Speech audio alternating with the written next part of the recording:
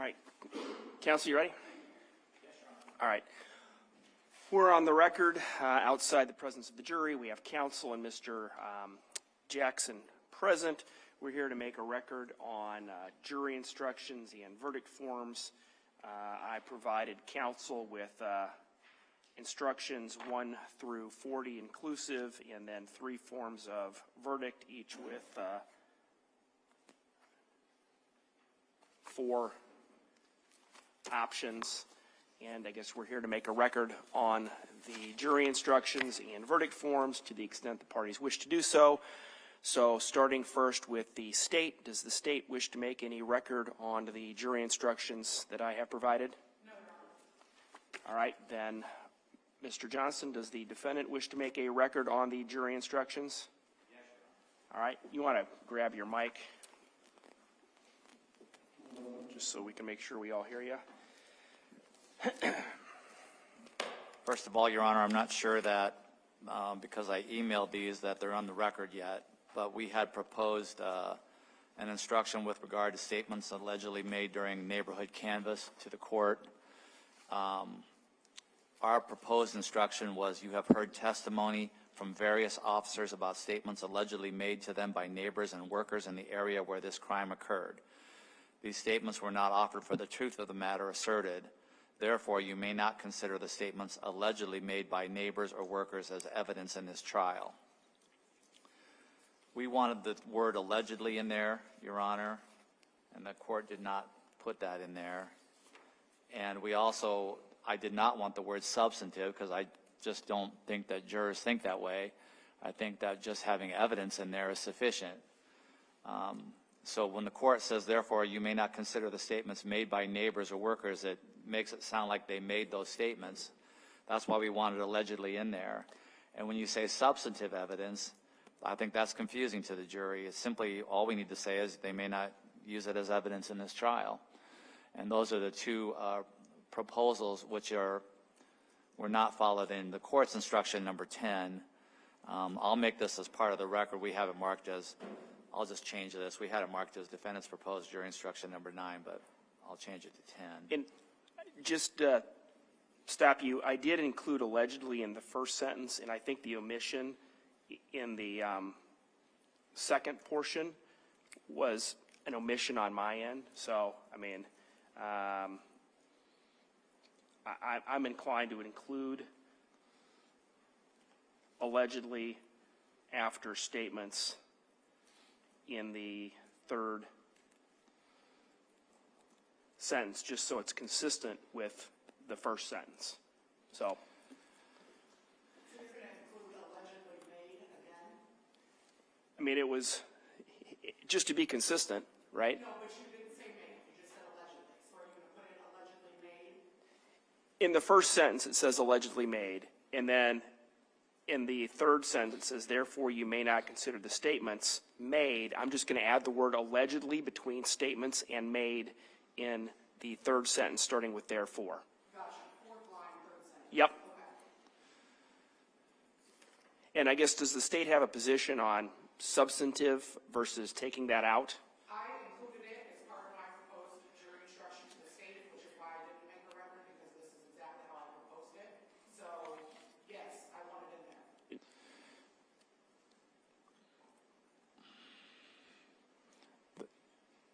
I hesitate to say this, Your Honor, because this might backfire on me, but in instruction number 13, the court didn't put substantive in there and just said evidence with respect to statements and questions made by officers are not evidence and may only be considered. I just think for the sake of consistency, we just take out substantive because it makes it sound like there might be some legal difference there. Ms. Slaughter?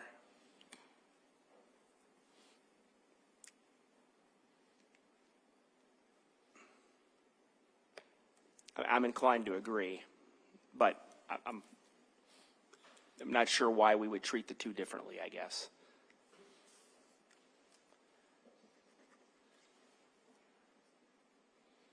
The reason that they were being treated differently initially is because Mr. Johnson's objection to the form of instruction number 10 were that the statements made by these other people were hearsay, that they were being offered, or the mistake was that they would be offered to prove the truth of the matter asserted.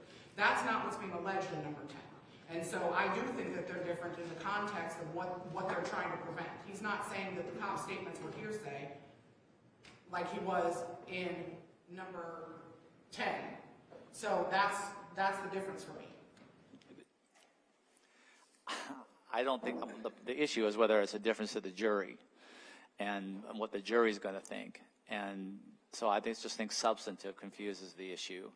And I don't have any illusions about, I mean, I have a general, obviously, objected to this evidence being admitted at all. And I believe it was, I mean, it is hearsay because it doesn't, who cares why the officers went from one house to the next house? And Well, we're talking about instruction number 10, the Yes. statements during the interrogation. well, no, number 10 is the neighbors and the workers. Oh, excuse me. I was merely pointing out number 13 doesn't have substantive in it. Right.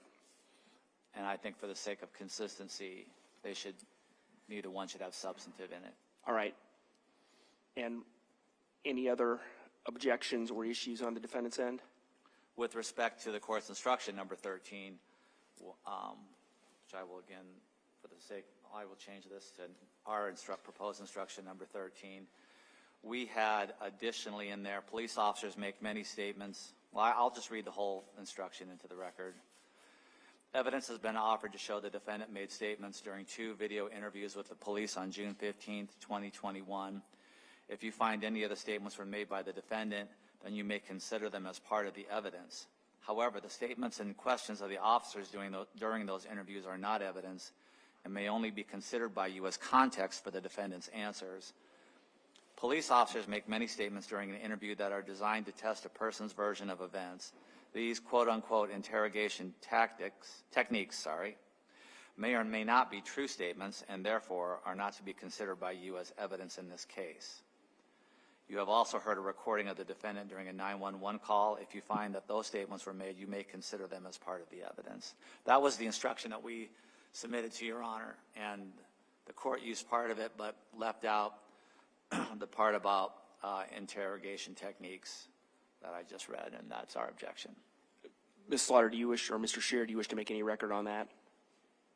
As proposed in number 13, that was the state's proposal. I do believe that the additional statements from the defense that they want to add are argumentative and don't state the law. I think that the question of what is believable and what isn't believable is a question for the jury. It shouldn't be instructed for them to assume something.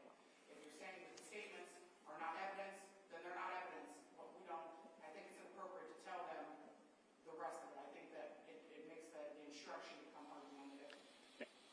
And that was essentially my analysis as well. I agree that that is, again, an argument that's appropriate to make by the defendant during closing argument, but not appropriate to include in instructions to the court and add the court's kind of stamp of approval on that argument. So what is true and what isn't true is going to be up to the jury to determine. All right, any other issues? No, Your Honor. All right. So getting back to instruction number 10, again, I am going to add the word allegedly in that sentence that we already discussed. And I am going to remove the word substantive as well. I do think that otherwise there's confusion about what's the difference between 10 and 13, and it's not clearly explained to the jury. And again, you guys are free to make arguments on this to the jury. So I'm going to make those 2 changes, take out the word substantive, add the word allegedly. I'm going to make no other changes to these. I'm going to go make those right now, print them off, and make copies for the jurors. Other than that, are you folks ready to go at 9 o'clock or thereabouts? Yes, I want to run downstairs and grab something out of my office. Yes. Probably going to be longer than 9 o'clock before we get the changes and copies made, but around that time. I don't think I need anything more than the change to it, because we're only changing the page. Yeah, I'll just make that one change and give you a new page, each of you a new page, and then we'll start with copies. Can I give you these 2 for the record, Your Honor? Why don't you just file them when you get back to your office? All right. I mean, you did read them into the record, so I don't know if you actually need to file them again, but if you want to, that's your prerogative. Just very proud of them, Judge. All right. Also, can we have a break between Ms. Slaughter's closing and ours to set up? Yeah, I mean, I don't want to take a long break, and I guess we'll just see where we're at. But yes, I mean, obviously you'll need a few minutes to set up your stuff. Thank you, Your Honor. All right. We're adjourned for a minute.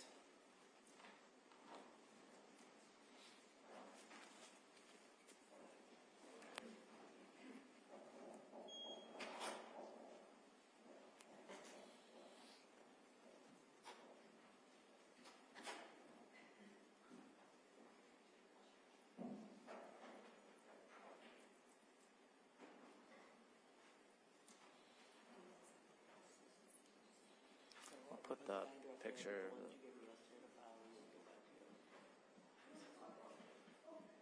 Do we file those?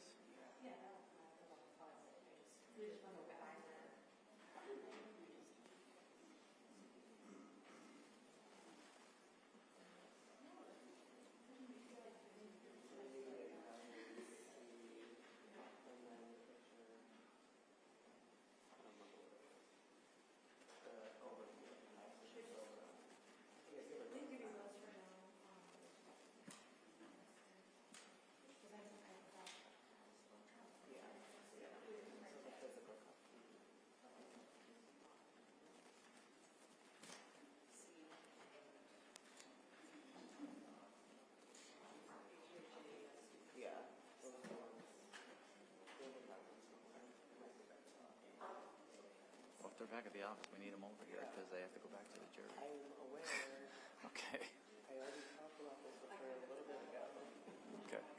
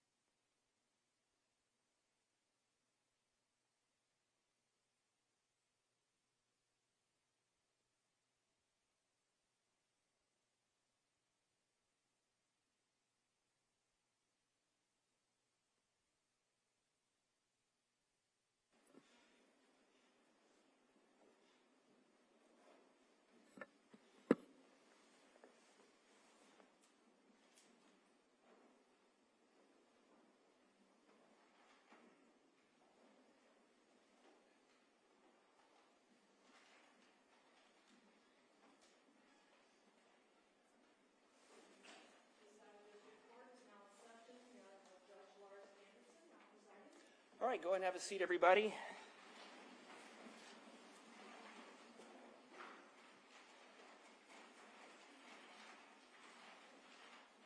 Good morning, ladies and gentlemen. So on your chairs, you had an additional stack of paperwork this morning. Those are a copy of the jury instructions, so each of you will have a copy of those to follow along with as I read those to you. You'll be able to take those back with you to the jury room. You'll also get the original that's signed and dated by myself, along with the verdict forms. Those will be sent back to you. So just at this point, I'm going to read to you the first 35 instructions. The instructions after that, I'm going to read to you after closing arguments are completed. And you may notice and wonder why, but at some point, Kathy is going to stop taking notes. There's no need for her to make a record of something that a record already exists of, so it's redundant. So she'll stop now when I start reading you the jury instructions.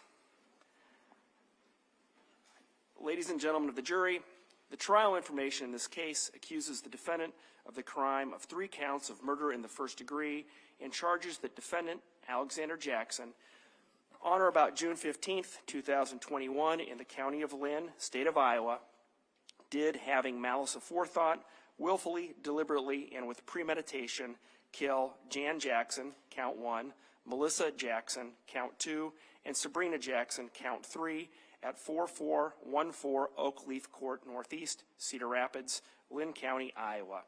Each of the 3 counts in the trial information include the lesser and included offenses of murder in the second degree and involuntary manslaughter. To these charges, the defendant has entered a plea of not guilty. Upon the issues thus made, you were instructed as follows. Instruction number 1, the trial information is the document that formally charges Alexander Jackson with a crime and is merely the method by which he is brought into court for trial. It is not evidence. Instruction number 2, Alexander Jackson is presumed innocent and not guilty. This presumption of innocence requires you to put aside all suspicion which might arise from the arrest, charge, or the present situation of Mr. Jackson. The presumption of innocence remains with Alexander Jackson throughout the trial unless the evidence establishes guilt beyond a reasonable doubt. Instruction number 3, Alexander Jackson has entered a plea of not guilty. The plea of not guilty is a complete denial of the charge and places the burden on the state to prove guilt beyond a reasonable doubt. Whenever I instruct you, the state must prove something. It must be by evidence beyond a reasonable doubt. If the state does not prove Alexander Jackson beyond a reasonable doubt, your verdict must be not guilty. Instruction number 4, the burden is on the state to prove defendant guilty beyond a reasonable doubt. A reasonable doubt is one that fairly and naturally arises from the evidence or lack of evidence produced by the state. A reasonable doubt is a doubt based upon reason and common sense and not the mere possibility of innocence. Proof beyond a reasonable doubt does not mean proof beyond all doubt. If, after a full and fair consideration of all the evidence, you are firmly convinced of defendant's guilt, then you have no reasonable doubt and you should find defendant guilty. But if, after a full and fair consideration of all the evidence or lack of evidence produced by the state, you are not firmly convinced of defendant's guilt, then you have a reasonable doubt and you should find defendant not guilty. Instruction number 5. If there is a reasonable doubt as to the degree of the crime, the defendant shall only be convicted of the degree for which there is no reasonable doubt.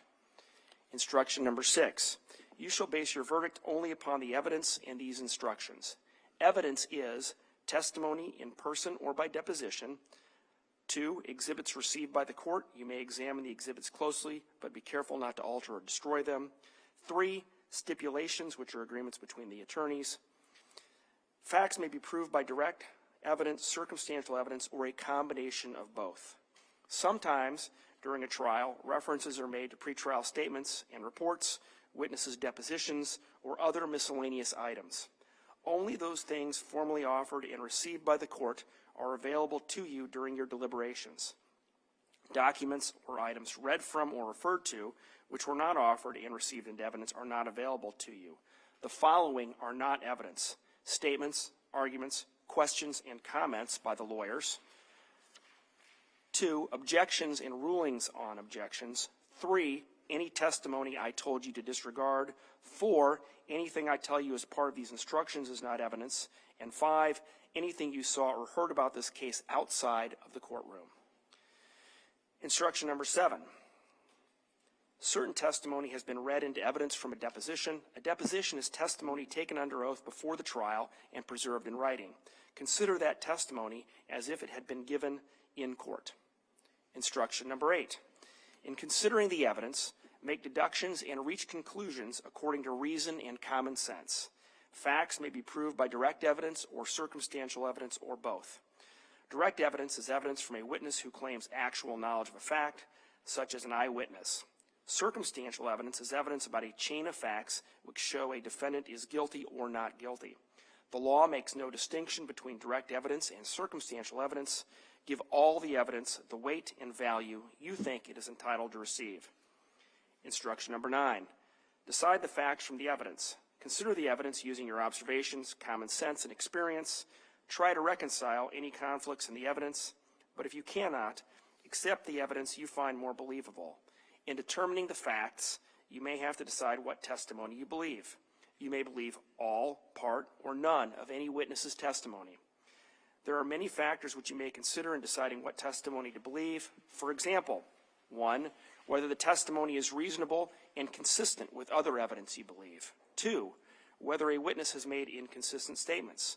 3, the witness's appearance, conduct, age, intelligence, memory, and knowledge of the facts. 4, the witness's interest in the trial, their motive, candor, bias, and prejudice. Instruction number 10. During the course of trial, you have heard testimony from various officers regarding statements allegedly made to them by neighbors and workers in the area where these crimes occurred. These statements were not offered for the truth of the matter asserted. Therefore, you may not consider the statements allegedly made by neighbors or workers as evidence in this trial and may only use the statements to consider the conduct made by officers in response to the information they received. Instruction number 11. You have heard testimony from persons described as experts. Persons who have become experts in a field because of their education and experience may give their opinion on matters in that field and the reasons for their opinion. Consider expert testimony just like any other testimony. You may accept it or reject it. You may give it as much weight as you think it deserves, considering the witness's education and experience, the reasons given for the opinion, and all the other evidence in the case. Instruction number 12. In this case, Alexander Jackson has decided not to testify. He is not required to testify, and no inference of guilt shall be drawn from that fact. The burden of proof remains upon the state to prove the guilt of Alexander Jackson. Instruction number 13. Evidence has been offered to show that the defendant made statements during 2 video interviews with the police on June 15, 2021. If you find any of the statements were made by the defendant, then you may consider them as part of the evidence. However, the statements and questions of the officers during those interviews are not evidence and may only be considered by you as context for the defendant's answers. You have also heard a recording of the defendant during a 911 call. If you find that those statements were made, you may consider them as part of the evidence. Instruction number 14. To commit a crime, a person must intend to do an act which is against the law. While it is not necessary that a person know the act is against the law, it is necessary that the person was aware he was doing the act and he did it voluntarily, not by mistake or accident. You may, but are not required to, conclude a person intends the natural results of his acts. Instruction number 15, count 1. The state must prove all of the following elements of the crime of murder in the first degree. On or about the June 15th, there's an extra "the" there, but on or about June 15th, 2021, the defendant shot Jan Jackson with a firearm. 2, Jan Jackson died as a result of being shot. 3, the defendant acted with malice aforethought. 4, the defendant acted willfully, deliberately, premeditatedly, and with a specific intent to kill Jan Jackson. If the state has proved all these numbered elements, the defendant is guilty of murder in the first degree. But if you find the state has failed to prove any one or more of the elements, then you should find the defendant not guilty of murder in the first degree and proceed to determine whether the defendant is guilty of murder in the second degree as defined in instruction number 16. Instruction number 16, count 1. The state must prove all of the following elements of the crime of murder in the second degree. 1, on or about June 15th, 2021, the defendant shot Jan Jackson. 2, Jan Jackson died as a result of being shot. 3, the defendant acted with malice aforethought. If the state has proved all of these numbered elements, the defendant is guilty of murder in the second degree. But if you find the state has failed to prove one or more of the elements, then you shall find the defendant not guilty of murder in the second degree and proceed to determine whether the defendant is guilty of involuntary manslaughter as defined in instruction number 17. Instruction number 17, count 1. The defendant must prove all of the following elements of involuntary manslaughter. On or about June 15th, 2021, defendant recklessly utilized a firearm. 2, the defendant did the act in a manner likely to cause death or serious injury. 3, by doing the act, the defendant unintentionally caused the death of Jan Jackson. If the state has proved all of the elements, the defendant is guilty of involuntary manslaughter. If the state has failed to prove any one of the elements, the defendant is not guilty of involuntary manslaughter, and you shall find the defendant not guilty as to count 1. Instruction number 18, count 2. The state must prove all the following elements of the crime of murder in the first degree. On or about June 15th, 2021, the defendant shot Melissa Jackson with a firearm. 2, Melissa Jackson died as a result of being shot. 3, the defendant acted with malice aforethought. 4, the defendant acted willfully, deliberately, premeditatedly, and with the specific intent to kill Melissa Jackson. If the state has proved all these numbered elements, the defendant is guilty of murder in the first degree. But if you find the defendant has failed to prove any one or more of the elements, then you shall find the defendant not guilty of murder in the first degree and proceed to determine whether the defendant is guilty of murder in the second degree as defined in instruction number 19. Instruction number 19, count 2, the state must prove all of the following elements of the crime of murder in the second degree. 1, on or about June 15th, 2021, the defendant shot Melissa Jackson. 2, Melissa Jackson died as a result of being shot. 3, the defendant acted with malice aforethought. If the state has proved all of these numbered elements, the defendant is guilty of murder in the second degree. But if you find the state has failed to prove any one or more of the elements, then you shall find the defendant not guilty of murder in the second degree and proceed to determine whether the defendant is guilty of involuntary manslaughter as defined in instruction number 20. Instruction number 20, count 2. The state must prove all of the following elements of involuntary manslaughter. On or about,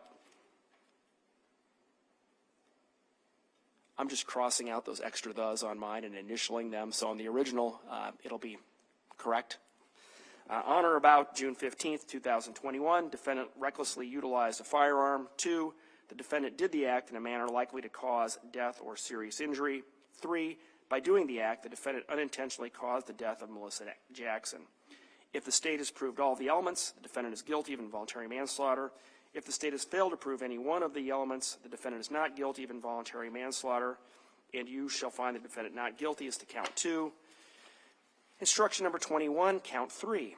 The state must prove all of the following elements of the crime of murder in the first degree. On or about June 15th, 2021, the defendant shot Sabrina Jackson with a firearm. 2, Sabrina Jackson died as a result of being shot. 3, the defendant acted with malice aforethought. 4, the defendant acted willfully, deliberately, premeditatedly, and with a specific intent to kill Sabrina Jackson. If the state has proved all of these numbered elements, the defendant is guilty of murder in the first degree. But if you find the state has failed to prove one or more of the elements, then you shall find the defendant not guilty of murder in the first degree and proceed to determine whether the defendant is guilty of murder in the second degree as defined in instruction number 22. Instruction number 22. The state must prove all of the following elements of the crime of murder in the second degree. On or about June 15th, 2021, the defendant shot Sabrina Jackson. 2, Sabrina Jackson died as a result of being shot. 3, the defendant acted with malice aforethought. If the state has proved all of these numbered elements, the defendant is guilty of murder in the second degree. But if you find the state has failed to prove one or more of the elements, then you shall find the defendant not guilty of murder in the second degree and proceed to determine whether the defendant is guilty of involuntary manslaughter as defined in instruction number 23. Instruction number 23, the state must prove all of the following elements of involuntary manslaughter on or about June 15th, 2021. Defendant recklessly utilized a firearm. 2, the defendant did the act in a manner likely to cause death or serious injury. 3, by doing the act, the defendant unintentionally caused the death of Sabrina Jackson. If the state has proved all of the elements, the defendant is guilty of involuntary manslaughter. If the state has failed to prove any one of the elements, the defendant is not guilty of involuntary manslaughter, and you shall find the defendant not guilty as to count 3. Instruction number 24, murder in the second degree at instructions 16, 19, and 22 does not require the specific intent to kill another person. Instruction number 25, as used in instruction numbers 15, 18, and 21, willful means intentional or by fixed design or purpose and not accidental. Deliberately means after having deliberated, which is to weigh in one's mind, to consider, to contemplate, or to reflect. Premeditate is to think or ponder upon a matter before acting. Deliberation and premeditation need not exist for any particular length of time before the act. Instruction number 26. Malice, as used in instructions 15 and 16, 18 and 19, and 21 and 22, is a state of mind which leads one to intentionally do a wrongful act to the injury of another out of actual hatred or with an evil or unlawful purpose. It may be established by evidence of actual hatred or by proof of a deliberate or fixed intent to do injury. It may be found from the acts and conduct of the defendant and the means used in doing the wrongful and injurious act. Malice requires only such deliberation that would make a person appreciate and understand the nature of the act and its consequences, as distinguished from an act done in the heat of passion. Malice aforethought is a fixed purpose or design to do some physical harm to another which exists before the act is committed. It does not have to exist for any particular length of time. Instruction number 27. Malice aforethought may be inferred from the use of a dangerous weapon. Instruction number 28. Serious injury, as used in instructions 17, 20, and 23, is a condition which cripples, incapacitates, weakens, or destroys a person's normal mental functions and or a bodily injury which creates a substantial risk of death or which causes serious permanent disfigurement or extended loss or impairment of the function of any bodily part or organ. Serious injury includes, but is not limited to, skull fractures and rib fractures. Substantial risk of death, as used in instructions 17, 20, and 23, means more than just any risk of death, but does not mean death is likely. If there is a real hazard or danger of death, substantial risk of death is established. Instruction number 29, a person is reckless or acts recklessly, as used in instructions 17, 20, and 23, when he or she willfully disregards the safety of persons or property. It is more than a lack of reasonable care which may cause unintentional injury. Recklessness is conduct which is consciously done with a willful disregard of the consequences. For recklessness to exist, the act must be highly dangerous. In addition, the danger must be so obvious that the actor knows or should reasonably foresee that harm will, more likely than not, result from the act. Though recklessness is willful, it is not intentional in the sense that harm is intended to result. Instruction number 30, a dangerous weapon is any device or instrument designed primarily for use in inflicting death or injury, and when used in its designed manner is capable of inflicting death. It is also any sort of instrument or device actually used in such a way as to indicate the user intended to inflict death or serious injury, and when so used is capable of inflicting death. You are instructed that a firearm, such as a .22 rifle, is by law a dangerous weapon. Instruction number 31, if a person has the opportunity to deliberate and uses a dangerous weapon against another resulting in death, you may, but are not required, to infer that the weapon was used with malice, premeditation, and specific intent to kill. Instruction number 32, specific intent means not only being aware of doing an act and doing it voluntarily, but in addition, doing it with a specific purpose in mind.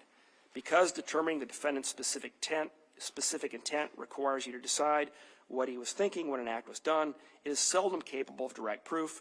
Therefore, you should consider the facts and circumstances surrounding the act to determine the defendant's specific intent. You may, but are not required to, conclude a person intends the natural results of his acts. Instruction number 33. You must determine whether the defendant is guilty or not guilty from the evidence and the law in these instructions. You must consider all the instructions together. No one instruction includes all of the applicable law. As you consider the evidence, do not be influenced by any personal sympathy, bias, prejudices, or emotions.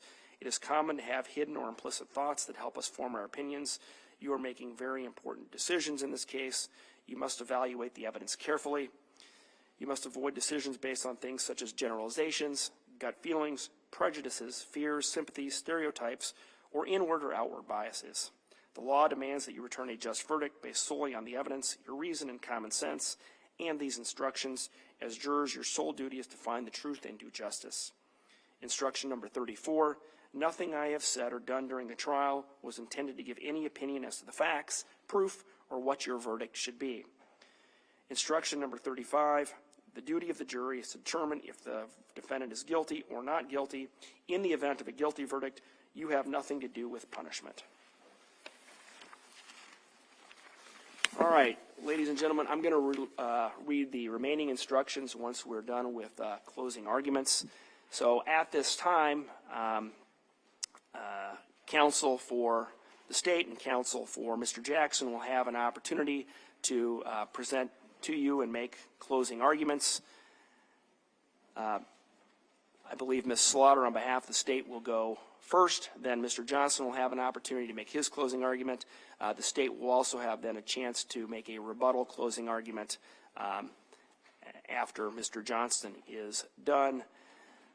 During the closing arguments, I expect that the attorneys will be in part summarizing the testimony that you have heard and the evidence which has been presented. In doing so, they're going to be recalling that evidence and testimony as you will be later doing.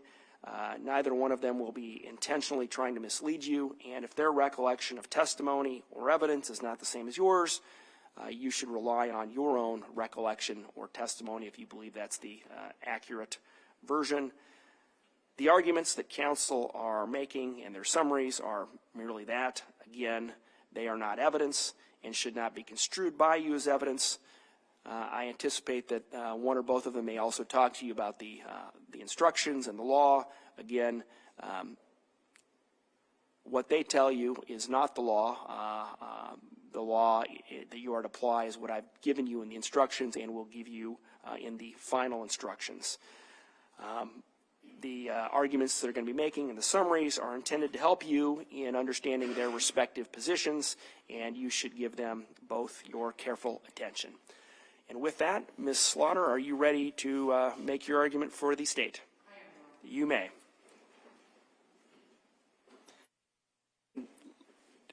Ms. Slaughter, do you need the no laptop? Okay. All right. You could tell by my gesturing. All right.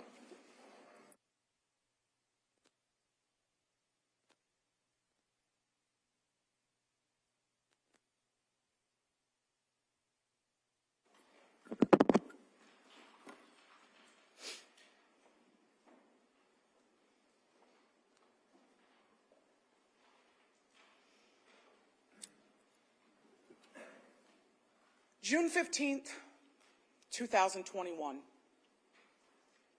Alexander Jackson makes a call to 911. In that call, immediately after the phone is picked up by the dispatcher, he says, "Someone broke into our house. Our address is 4414 Oakleaf Court, Northeast. I've been shot. My other family member's been shot. I need help immediately." That phone call started a chain of events. Ladies and gentlemen, after the last several days, you sat in this courtroom and you heard testimony from several witnesses about the events that unfolded the morning of June 15th, 2021. What you heard was that during that phone call, dispatch got on the phone, got on the radio, and immediately sent officers in the direction of the Jackson household. And the officers arrived. With limited information that was provided through the 911 call, they took up location and parked their vehicles up the street for safety purposes. They had brief conversation. They discussed their strategy for approaching this house. And with the information that they had initially received from dispatch, immediately felt like something was off. Something's not right. You heard two officers through their body camera microphones suggest that maybe this was even a swatting call, that someone had made a prank call and attempted to get emergency personnel to respond to this house. It didn't sound right. The officers are seen and heard on their body cameras relaying information and receiving information from dispatch. Who's all in the house? Can you get somebody to come out? See if you can get the mom or the sister to come outside. Simultaneously to those communications occurring with dispatch, Alexander Jackson is still on the phone. He says that he's been shot in the foot, that someone broke in, he's been shot, his dad's been shot, he was shot in his left foot. When asked by the dispatch operator who shot him, who broke in, his response was a man. When asked how this man got into the house, Alexander Jackson's response was, "I think they came in the back door, but I'm not an expert." When asked who he was home with, the defendant said that he was home with his sister. She was in her bedroom. But never in that 911 call do you hear the defendant yell out to his sister, "Sabrina, I've been shot. Dad's been shot. Are you okay?" Nothing. And the reason the defendant isn't calling out to his sister is because he knows that she's dead. He doesn't call out to his mom. "Mom, I've been shot. Mom, are you okay? Mom, help me. Check on Dad." Because he knows his mother is also dead. When the 911 dispatcher attempts to get more information, the defendant says he's black, and the dispatcher asks, "His shirt or his skin?" "Both." So now we have a man with a black shirt who's black, and that's all we've got. Do you know if your mom and sister are safe? Well, I don't see them. They should be safe. Remember, ladies and gentlemen, that when officers finally felt that they could make a safe approach to this house after Officer Brown perched up in the trees because the door was open and there were several windows, and the other officers made the decision that the door was open so that they needed to enter. Remember where Alexander Jackson was sitting when those officers came in? You can see it perfectly on Officer Brown's body camera right about 7 minutes and 55 seconds. The defendant is literally sitting outside of his sister's bedroom. The only thing that separates her room and his room is that small wall, and he's sitting right there holding his foot. But he doesn't know if his sister is safe. Throughout the call, the dispatcher goes on to ask Alexander if there's any guns, any weapons left. And Alexander Jackson tells the dispatcher, "Well, there is a gun on the floor. Did this intruder leave it behind? No, it's our gun, but we got shot with it." And you can hear the inflection in the dispatcher's voice because even she's caught off guard, and she says something along the lines of, "You got shot with your own gun?" "Yeah?" Question mark.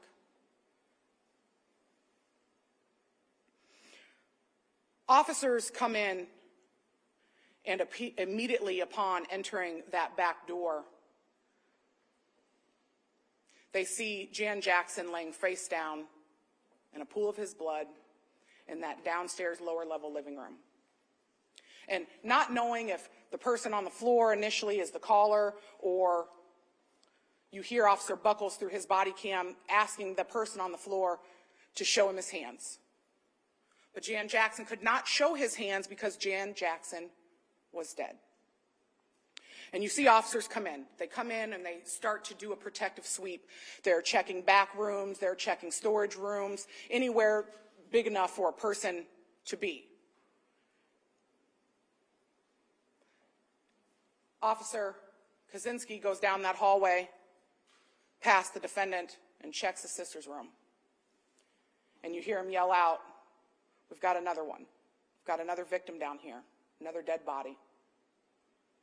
And that dead body was Sabrina Jackson, laying in her bed, under the covers, with what officers believed was only one gunshot wound to her left eye.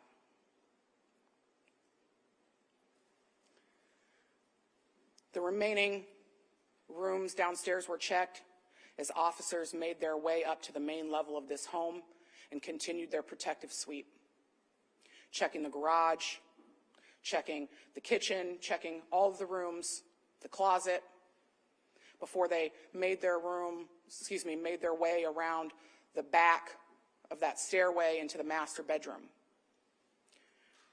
where they found Melissa Jackson's body, also deceased, laying on the floor.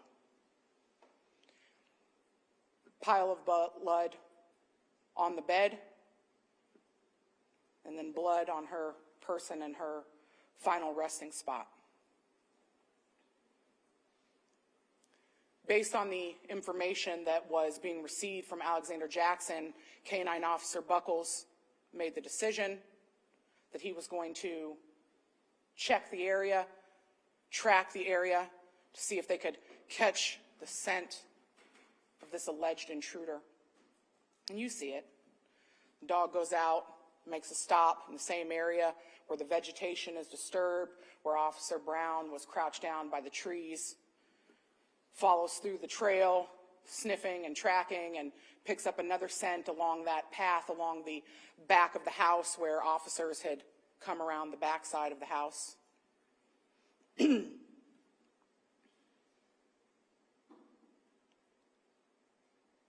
Officer Brown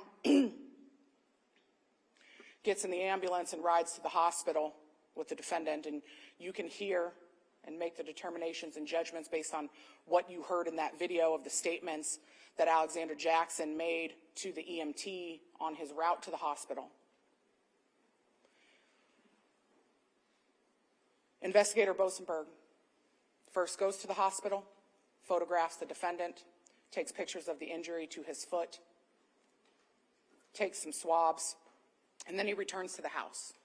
And he returns to the house to process the scene. And you heard from Investigator Bosenberg that there are certain methodologies and protocols used when any crime scene is being processed, and that there are some variations to those protocols depending on the size of the crime scenes and how long it can be held. You know, there's a difference between a crime scene in the middle of a road that needs to be opened back up and a house that you can secure and hold for 4 days. But essentially, what Investigator Bosenberg testified to is that over a 4-day period, he and his partner processed the residence at 4414 Oakleaf Court, Northeast. And ladies and gentlemen, during the processing of that evidence, what you saw is that behind the couch, just inside of that lower level living room, just inside of the door, was a pile of shell casings. And throughout the investigation, you came to learn some things about the murder weapon in this case and the specific ways in which it ejects spent shell casings out of the bottom in a group opposed to ejecting out of the top and throwing them. A pretty tightly grouped pile of shell casings laid right behind that couch. You also saw photographs of Investigator Bosenberg as he progressed his way down the stairs. And it was very obvious from the evidence that as Jan Jackson left his office the morning of June 15th, leaving behind his cup of coffee and his half-eaten muffin to come downstairs, that the defendant was perched up behind that couch and started shooting his father. One shot to the neck area, one shot to the right chest,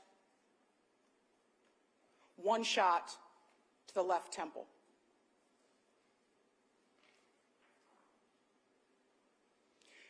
You saw one shot, which was evidence tent 17, was a missed bullet hole. You saw minimal blood spatter at the bottom of the stairs. And then Jan Jackson fell.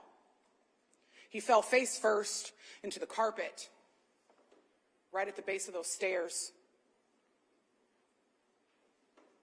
And then the defendant, for good measure, stood over him and put 2 more bullets in the back of his head.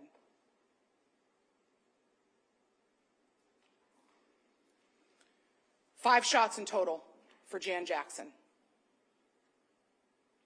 1 missed shot into the wall. 6 bullets. We found out during autopsy from Dr. Kelly Cruz that Sabrina Jackson had more than the original believed bullet shot just to her eye, that there was additional wounds that were discovered under the blanket. The initial shell casing that was found in Sabrina Jackson's room was right by the door. In order for that bullet to travel the path that it took into her left rib, out of her right-ish abdomen area, and into the arm, she had to have been laying in a position that was visible and exposed to the defendant when he shot her from that doorway. Dr. Cruz testified that though that shot could have killed her, it's very possible that she would have been able to roll over after that initial shot. And that's the exact position that her body was found in, ladies and gentlemen. After being shot through the rib and out of the abdomen and back into the arm, she rolled over into a fetal position. And the defendant got closer and shot her in the eye. I say got closer because the second shell casing was not found during the initial search. And Investigator Bosenberg explained that when they process a scene, they go through and they find the very apparent and obvious evidence and they mark it. And then they start to peel back like an onion, I think he described it, the layers of the crime scene, finding additional evidence. So after enough was done with the bodies that they were confirmed to be deceased and put into their body bags, which were then locked and transported to the medical examiner's office, another shell casing fell out of that bedding.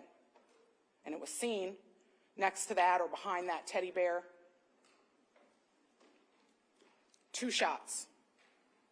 2 shell casings found in that room. That's 8.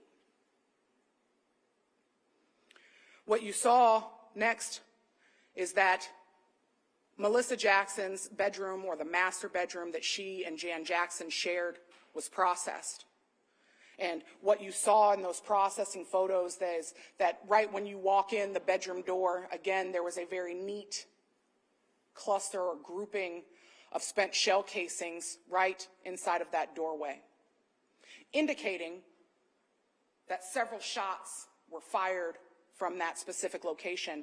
And you saw those rods, those wooden dowels that were used and placed in the headboard to give some idea of the trajectory, and those pointed right back at that doorway. What we saw in that master bedroom is that 3 shots were fired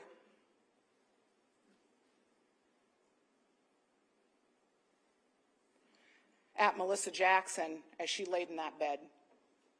One of them grazed her scalp, likely the injury that caused the blood found on the bed. And then she rolled out of the bed. One more shot from a distance to her temple, her right temple. And then a final shot, point blank, into her left eye. And you saw evidence in that case, or in that shooting, of that very close, that stippling, as Dr. Cruz referred to it, and as that soot and that burn powder that had burned into her skin, causing that discoloration. Inches away from his mother when he shot her in the face. On top of the soot and the stippling that were seen in the injury, there was that extra shell casing that didn't quite fit in the group, found right in between Melissa Jackson's legs, that would have shot down with a slightly forward angle as it was discharged from that .22 caliber Browning. The defendant wanted to make sure that each one of his family members was dead. Now, during the interview with the defendant, he told investigators where he was at when all of this was happening. The 5 shots that were fired off in the master bedroom, the 6 shots with Jan Jackson, the 2 in Sabrina Jackson's bedroom, and the defendant, he was outside, sleeping on a screened-in porch in a sleeping bag with his dog when all of this happened. And though Investigator Bosenberg testified that a .22 caliber is one of the smallest weapons on the market, I think he said there was a 17 caliber that's not used or isn't customary, but the .22 is small caliber weapon. That even though it's small, and it isn't as powerful, doesn't shoot as loud, you would think that gunshots, especially that many, would wake the defendant. And he testified that he did get woken up by them. That he got woken up by gunshots, he heard approximately 10, and that he ran downstairs and saw this now tall man in all black, who is a black man, messing with a gun standing over his father.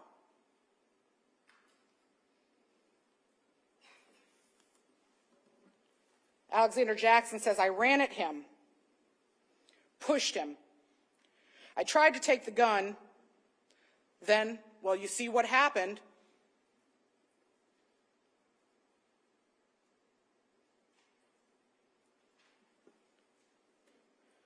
Investigator Denlinger and Investigator Lucina tried to tie the defendant down to some more detail, and the defendant remained very vague with the information that he was willing to offer.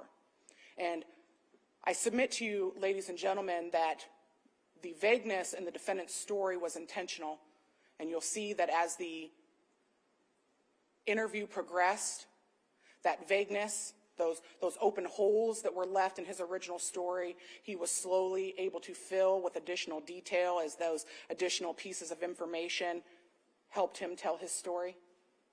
You hear that this black man wearing black, who was tall, then had on green shoes. Then you hear that this black man who was tall, wearing black clothes and green shoes, now has on a black ski mask. And then approximately 12:55 in the afternoon, as officers are talking to the defendant about how the gun got into the living room in the first place, the defendant conveniently puts gloves on the intruder.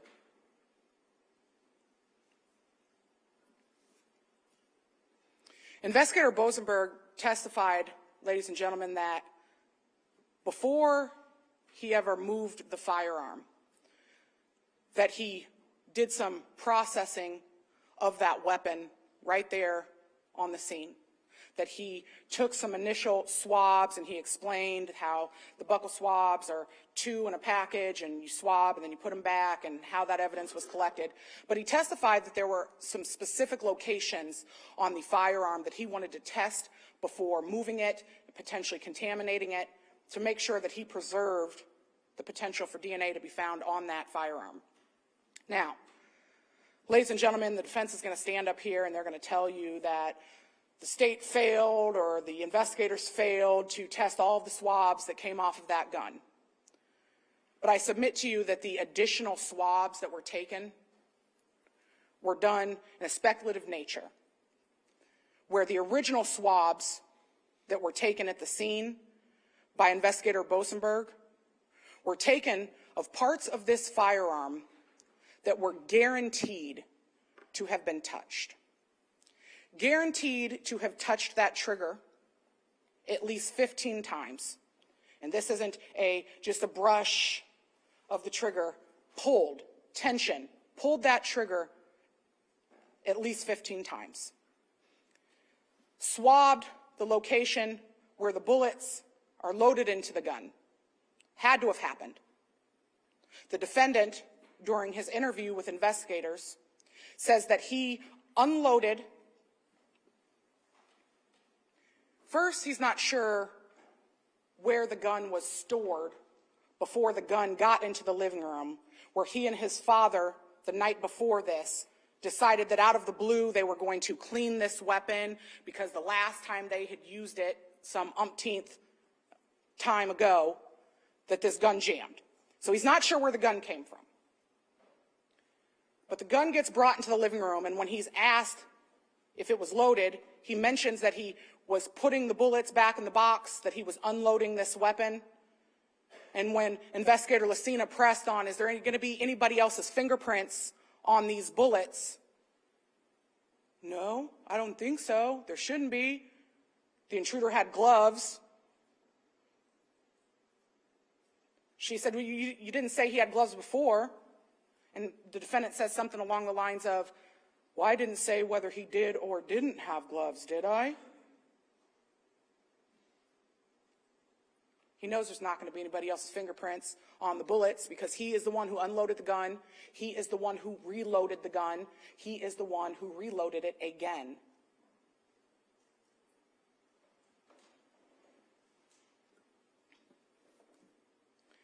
The DNA swabs taken from that firearm were processed by the DCI lab. Not only did they not return any DNA profiles for an unknown person, unknown intruder, they didn't return profiles for the defendant either. This touch DNA that we heard about,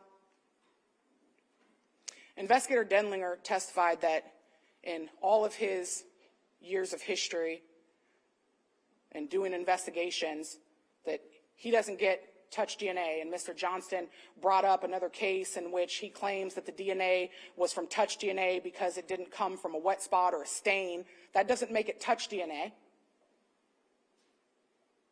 No DNA from this gun. And the investigators, based on the lack of DNA from the specific 5 places that were guaranteed to have been touched,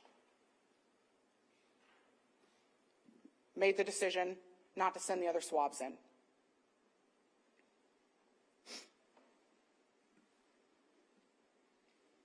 Over and over, the defendant was asked questions about what happened that morning. Where were you shot? Downstairs. Never really says where he was shot. Says that he tried to take the gun from this supposed intruder.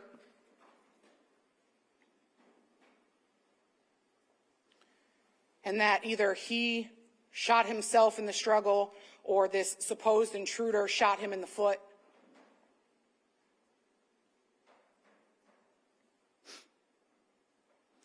Within 30 seconds of being shot, he claimed that he called 911 and that he had to go into his bedroom to get the phone, to make the phone call. The defendant, through his statements during that interview, wanted the police to believe and want you as jurors to believe that on this night and into the morning, this hot night that's causing Corsa to pant, where it's too dangerous for this canine dog to do her job, that the defendant at 320 pounds is outside sleeping in the heat in a sleeping bag with his dog with no phone, because his phone's downstairs in his bedroom. And that's where he had to crawl to get the phone to call 911. Except investigator Denlinger testified that there was activity on the defendant's phone during the 6 a.m. hour. Clear up to, I believe, 6:57 or 6:53, check your notes, where he's Googling things and he's on this social media app called iFunny, and that there's all this activity on the phone.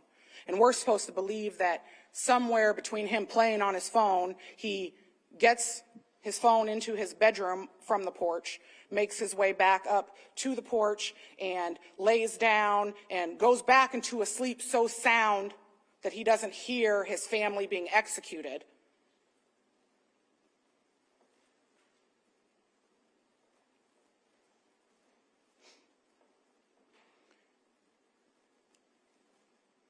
You heard Investigator Bosenberg, ladies and gentlemen, talk about the part of his job where he test fires weapons, that when firearms are recovered, he's responsible for test firing those firearms, and that in a year's period, he does 80-plus guns, and that in his career, he's fired hundreds of different weapons. And you heard him testify that as part of the processing of this .22 caliber Browning, he wanted to test fire it as well. And in order to do that, he had to load the firearm. And what he found when he attempted to load that firearm is that this specific Browning rifle was so unique to him, trained and experienced, that he had to watch a YouTube video on how to load this gun. And you saw portions of that YouTube video that Investigator Bosenberg watched. This isn't typical as far as how this gun is loaded.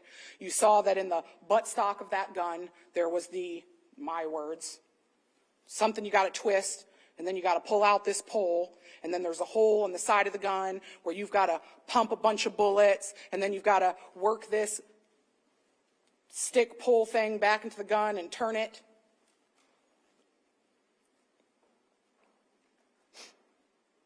And that was done twice by this intruder. Once to load the gun because Alexander Jackson said that it was unloaded when he left it at the fireplace. And then again after he ran out of those 11 bullets.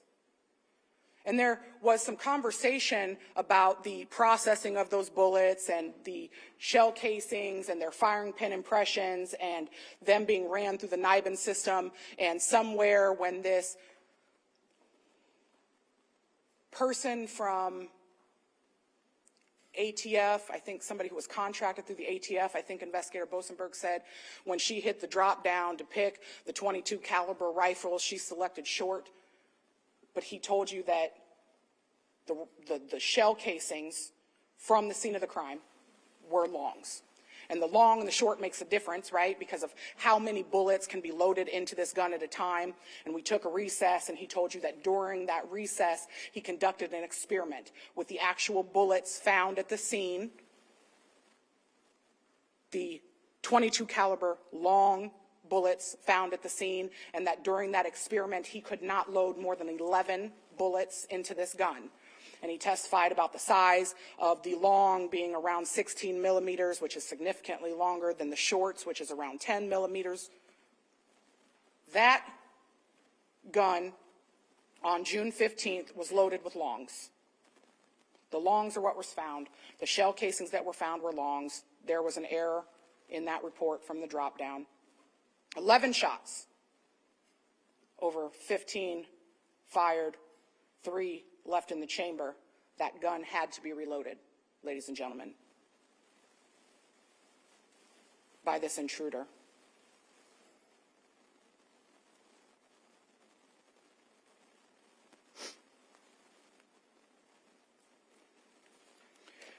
Investigator Denlinger talked to you about gunshot residue. Gunshot residue being kind of a damned if you do, damned if you don't test for it situation. And he explained that the state lab in Iowa, which does criminal analysis for the entire state, stopped testing GSR in the 90s. And he gave lots of reasons for that, agricultural, and that gunshot residue has too many false positives or even false negatives. And he explained that gunshot residue, I think he gave the example, if a gun is fired in a car, everybody in the car is going to have gunshot residue. If someone is wrestling an intruder covered in gunshot residue, that gunshot residue is going to transfer. If a person cleans their firearm, having not cleaned it since the last time he and his father went to the range to shoot it, and then doesn't change his clothes because you see the outfit he's in the night before these 3 murders and the same outfit the morning of the same murders, that would leave gunshot residue on his hand. The defendant fighting and struggling over a gun that goes off, that's already been fired multiple times, is going to leave gunshot residue on his hands. So gunshot residue is not going to prove or disprove any theory of this crime, other than it's going to exist where the gun has been fired that many times. If there was a struggle, it's going to be on him. If he's the shooter, it's going to be on him. State lab doesn't test for it anymore. Investigator Bosenberg testified that after having collected the gun and how it's wrapped and packaged and taken back to his lab, how it's unpackaged and how it's processed and how the firearm is super glue fumed. And he explained that there's this chamber that the firearm is put in, and then the fumes from the super glue attached to the oils or residue, whatever it is from our bodies that create fingerprints when we touch surfaces, and that he was able to get, for lack of a better word, 3 prints on this gun, and that he labeled those prints latent 1, latent 2, latent 3. He described latent 1 as the left palm print, and it was found from the left side, the left buttstock of this firearm, and that the quality of this print was good quality, not smudged, not drug, good quality print, where there were several identifying factors, and then he ran that through the system, and the system produced 5 names that this potentially could belong, 5 numbers, identifying numbers, that this print, known latent print, could have possibly belonged to these 5 producers of prints, and that he compared them. And that in comparing them and comparing those identifying markers, he found identifying markers on the print from the gun to the first number that was produced by the system, and that number happened to match up to Alexander Jackson. And that then he took a confirmatory print what he referred to as a known print from the defendant, and he compared latent 1 to the left palm of the defendant and matched. He concluded that the palm print on the buttstock of the left side of that gun was the defendant's. And then he went through the same process, because on the right side of the gun, just a little bit before and ahead of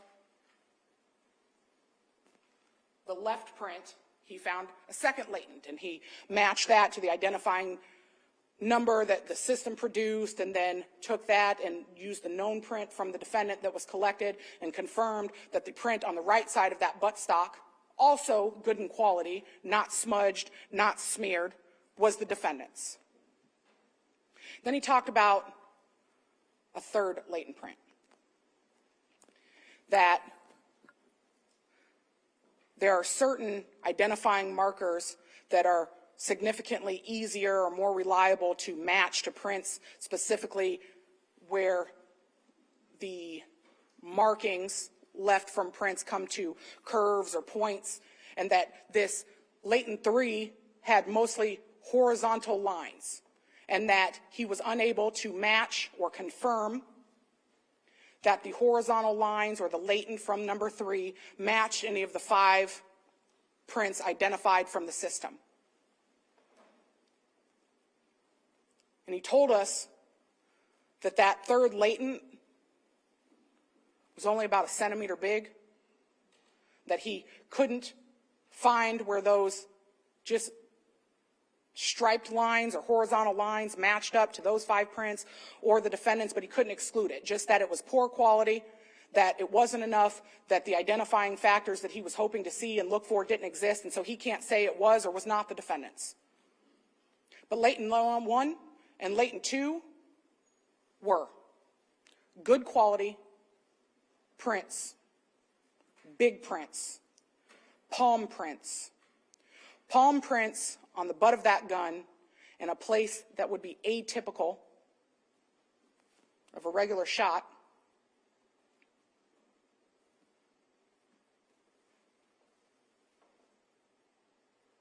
but consistent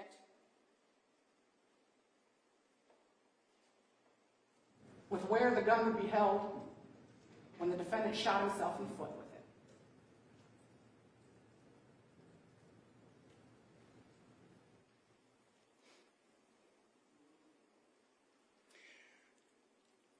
Ladies and gentlemen, Investigator Bosenberg testified that in this house there was not a lot of blood spatter. I think I spent that whole day calling it splatter and was corrected. It's spatter. There was some at the bottom of the stairs on the wall where Jan Jackson was shot repeatedly. I believe Investigator Bosenberg testified that there was minimal spatter around Jan Jackson's head imprint where his final resting place was on the carpet, that there was minimal spatter found in the hallway where the defendant walked with his bloody foot along that floorboard area. And then blood spatter in the defendant's bedroom. In the defendant's bedroom, at the foot of his bed, next to that leg. And I submit to you, ladies and gentlemen, that the spatter was found in the bedroom next to the bed because that's where the defendant stood when he shot himself in the foot. He described shooting himself in the foot as a fountain-like effect, that it was bleeding out of the top of his foot.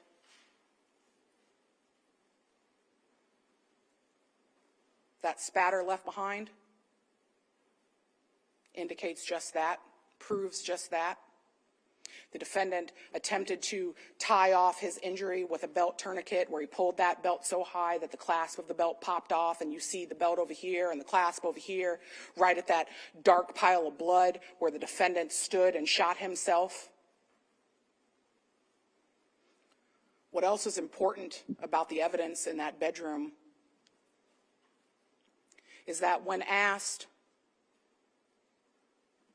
about making the 911 call, the defendant talks about how he made it just moments, seconds, 30 seconds after he got shot in the leg, and that he ran into his room to get the phone. But when you look at those footprints, those bloody footprints,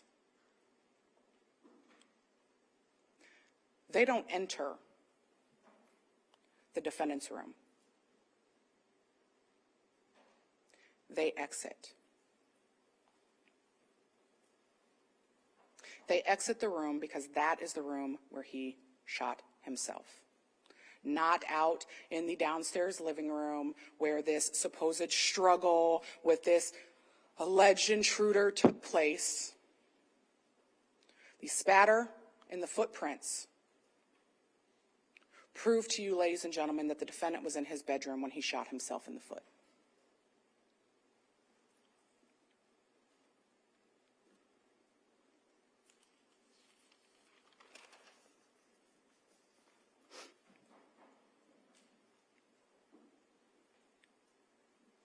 Approximately 9 a.m. and 50 seconds in that interview video, the defendant said he thought it'd hurt worse getting shot in the foot. He thought it would hurt worse. That's not something that's contemplated. You don't wake up and, gosh, I wonder what it would feel like to get shot in the foot by my own .22 Browning rifle.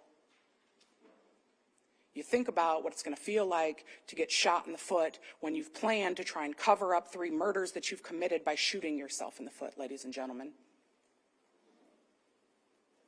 I thought it hurt worse.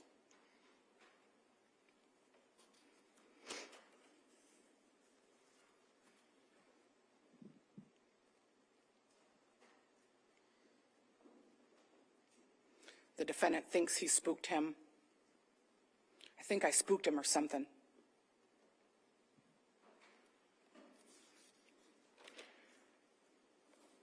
Ladies and gentlemen, a common and reoccurring theme that you're going to find as you go back over your jury instructions is that in multiple places in those instructions, multiple different instructions, it says that you as jurors are to use your reason and your common sense. It does more than say it. It demands that you as jurors, when you go through this evidence and evaluate it and give weight to it, that you use your reason and common sense. And I submit to you, ladies and gentlemen, that as you process that evidence and as I sit down and Mr. Johnston stands up and then I get to talk to you one more time, that as you're evaluating everything that you've seen over the last couple of weeks that's been presented in this case using your reason and common sense, you're going to find that the defendant's story does not make sense, that it is unreasonable to believe the story told by the defendant. And I'm asking you now, and I'm going to ask you again when I stand back up, that when you go back and you deliberate over this case and you process the evidence in this case, that you as jurors return verdicts, murder in the first degree, for the murder of Jan Jackson, the murder of Melissa Jackson, and the murder of Sabrina Jackson. Thank you. All right, ladies and gentlemen, we're going to take a recess now. I think it's a good, before we start with the closing argument on behalf of the defendant, good time to take a approximately 15-minute recess. So again, I'd remind you of the admonition that I've given you previously, still in effect, and ask that you be ready to go in approximately 15 minutes.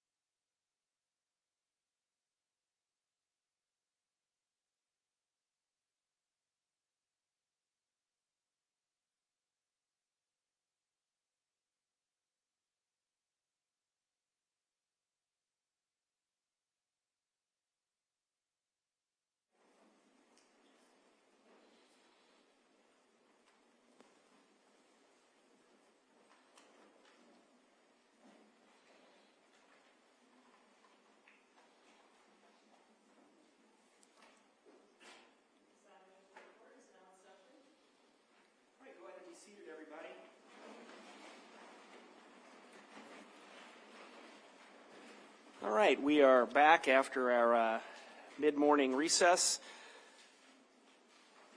And ladies and gentlemen, we're now turning it over to Mr. Johnston to make his closing argument on behalf of the defendant. Mr. Johnston, are you prepared to proceed? Yes, Your Honor. All right, would you like me to?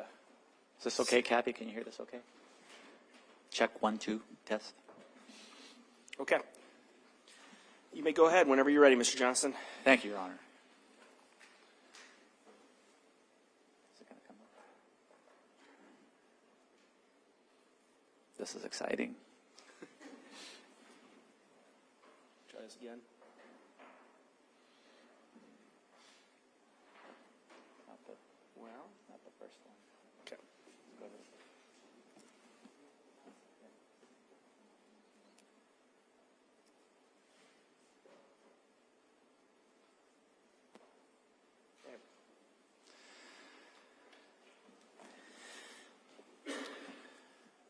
Doubt is the absence of hubris. Certainty is the proof of it. Well, I don't know who made up that quote. I think what it means is that doubt is a natural condition. And doubt is what we ask of you as jurors when you evaluate the evidence in a case, is to look at it critically, use your common sense. Doubt, ask questions, because this is a case of circumstantial evidence. What that means is that even though the law makes no distinction, the evidence has to be so compelling as to remove all reasonable doubt. In other words, that there is no other possible interpretation of this evidence other than that the defendant is guilty. If there is any other possible interpretation, then the defendant is not guilty. And that is the consequence of a case based solely on circumstantial evidence. We heard Investigator Bosenberg, who stated under oath that he could not rule out an intruder. He was the one who investigated the crime scene. And although this is a horrific crime scene with 3 people tragically killed, it does not lower the burden of proof that the state must meet. So please do not let it inflame your passions or make you concerned that you should lower the burden of proof for the state simply because 3 people were tragically killed in this case. Because there are 4 victims in this case, and one of them is Alexander Jackson.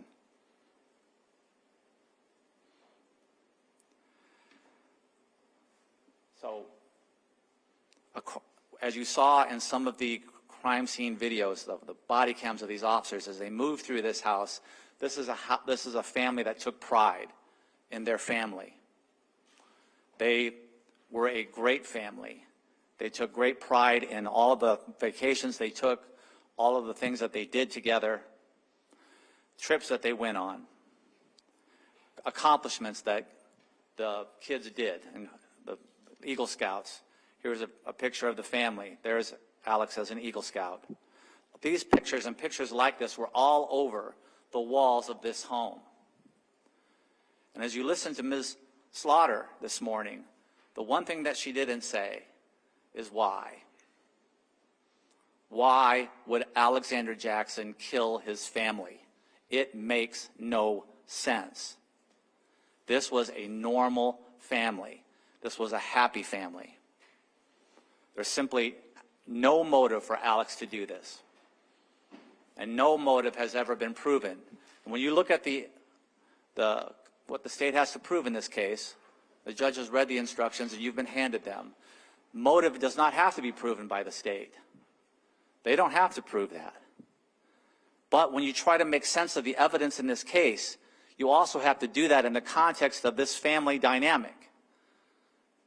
Of why? Why would Alex do this when he repeatedly told the investigators that he loved his family, that he wouldn't do this?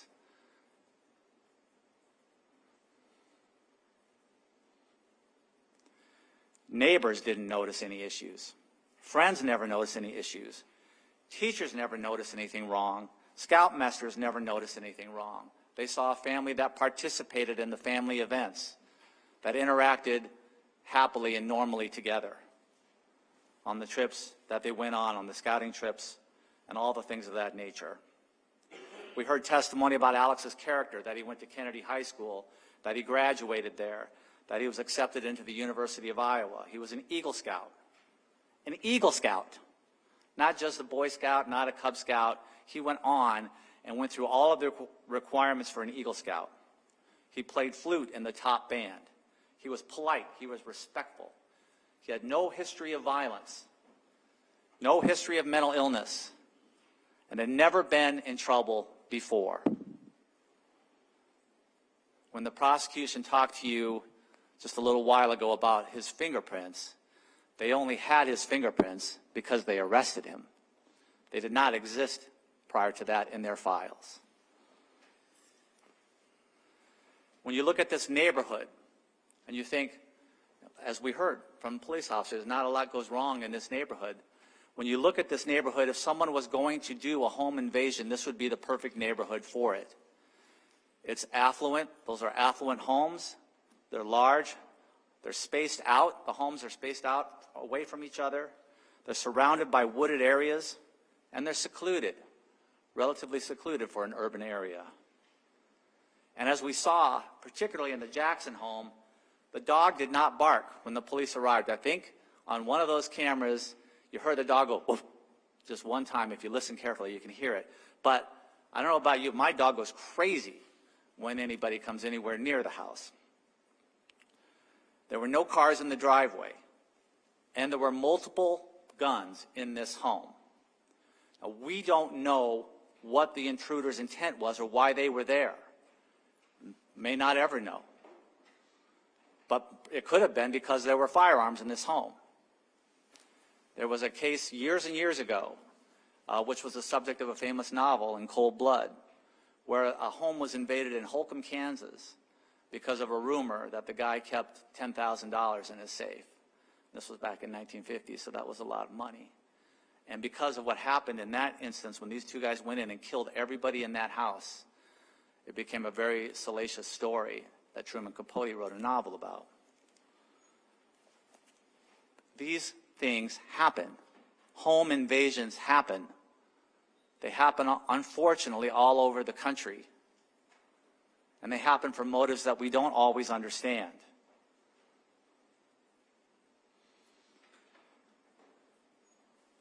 There isn't a shred of evidence in this case that disputes anything that Alexander Jackson said happened. Alex said he was sleeping on the porch with his dog. There's bedding that was found in the porch. He was sleeping there, and he heard shots. That was his testimony. Now, was he sleeping? Was he on his phone? He was definitely on his phone at 6:53 in the morning, searching for who played the Emperor in Return of the Jedi. Did he fall back asleep? Was he messing around on his phone? Did he drift off? Kids do that. But he was awakened to the sound of gunshots. And he had his phone with him on the porch. He hears the shots. Now, a lot of us would like to think in an emergency situation that we would act immediately, that we wouldn't freeze up, that we wouldn't be scared. But maybe Alex was. Maybe Alex froze. He hears the shots. He hears more shots. And he's afraid. And he hears somebody moving about through the house. He hears a number of shots. He estimates 10, I think, at one point. But you know he's not counting them exactly. And he can hear someone moving through the house. And then it stops. So Alex either goes down the porch steps outside the house and comes back in through the back, or he comes around and goes down the steps inside the house. And what does he see? He sees a man standing over his father. And Alex runs at him, and a struggle ensues. Here's the important fact about the shell casings in this case, ladies and gentlemen. The first 4 were found, now we're assuming these are the first 4, right there, right behind that area there is the back door. The back door would be right here. This is the back of that sofa. 4 shots fired in that area. That's where the gun drops those casings. 5 in the master bedroom. You got that one?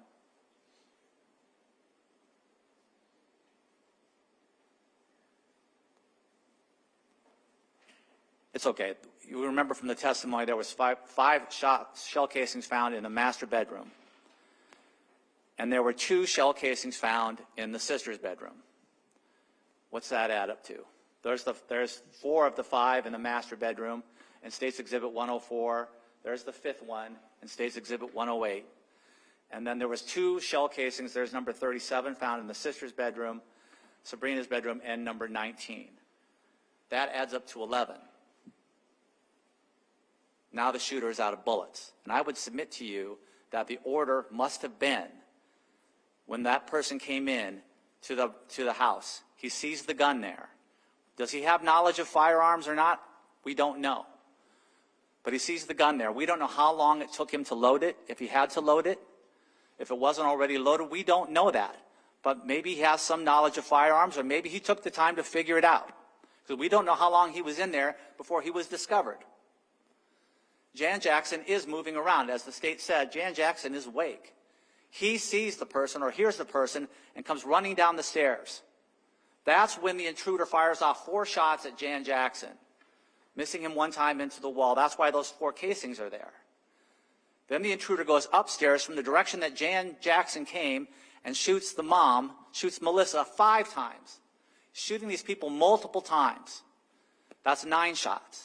He comes back downstairs to look for anybody else. And he goes past Alex's room. Alex isn't there because he's on the porch. But now Alex is starting to move. Alex is starting to come around to see what's happening. And he shoots Sabrina.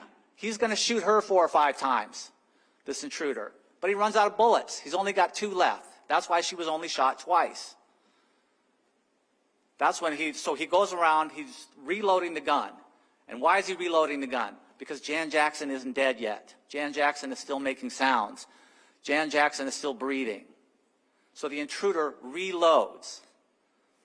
As he's doing that, he goes over and he shoots Jan Jackson twice. As he's standing over Jan Jackson with those additional shell casings that we find next to Jan Jackson's body,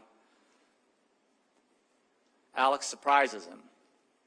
Alex comes up behind him, either from outside, going down the porch steps into the basement, or coming around from the stairs. I believe he must have come around from the basement that way because the shooter would have his back to him as he's shooting the father. As he's killing the father, making sure the father is dead, that's when Alex surprises him. And that's when Alex gets shot in the foot with that struggle. Because the man has now reloaded. 2 shell casings are found on either side of Jan Jackson's body, and 1 shell casing is found next to the gun that's lying on the ground. But we could get to that next. I want you to look at this, where this foot, the hole is in Alex's foot here. See where it is? See where it is on his foot, because this is going to be important in a second. Can we go to the next shot then of the hallway? This is the hallway. This photo is State's Exhibit 72. You see this blood right here? This is where Alex got shot in the foot. Not in his bedroom. The evidence will show that this is where he got shot, because this is where the gun is, this is where the shell casing is, but more importantly, the footprint. If we could zoom in on this right here in the middle of the screen. Pull that up a little bit, please. Right here. Look at that print. I don't know if you can see it. That print has a foot with a hole in it and blood coming out. Right there. Right there. Pointing in that direction. As if somebody got shot in the foot there with this blood here, and you can follow these footprints all the way down that hallway. There's 2 kinds of prints, ladies and gentlemen. When you look at the hallway photos, there's 2 kinds of prints. One before a shirt is put on his foot, and one after a shirt is put on his foot. And you can tell because there's a gap. If we follow down this hallway here, these are the 2 trails I'm talking about. This is the one where he already has the shirt on his foot. This is the one that is this one. There, there, there, there, there, there. He is making his way to the bedroom to get a tourniquet for his foot. So he goes in to his bedroom. we have here, this is good. This is a close-up shot of that. There's the print with a bloody, extra blood deposit where the hole was in Alex's foot. He's going this way. He's heading towards his room. And this is after he comes back out. This is his print with the towel on, with the shirt on. Can we go into the bedroom then?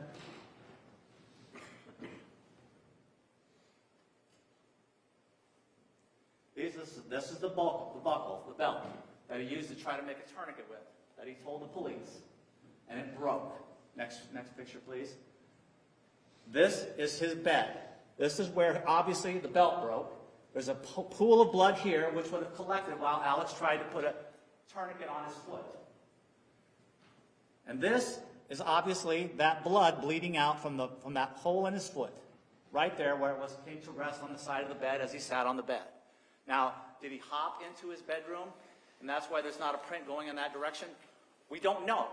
But what we do know, can we get the next shot? Here, as you can see, after he's tried the tourniquet, after he's put a shirt on his foot, that happens. That print happens. Can you blow that up a little bit, please?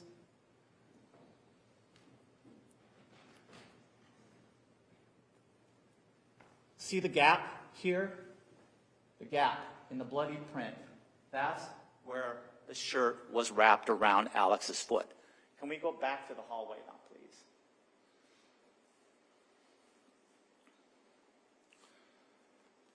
And now you see the effect of that shirt, and you see the gap on his footprint right there.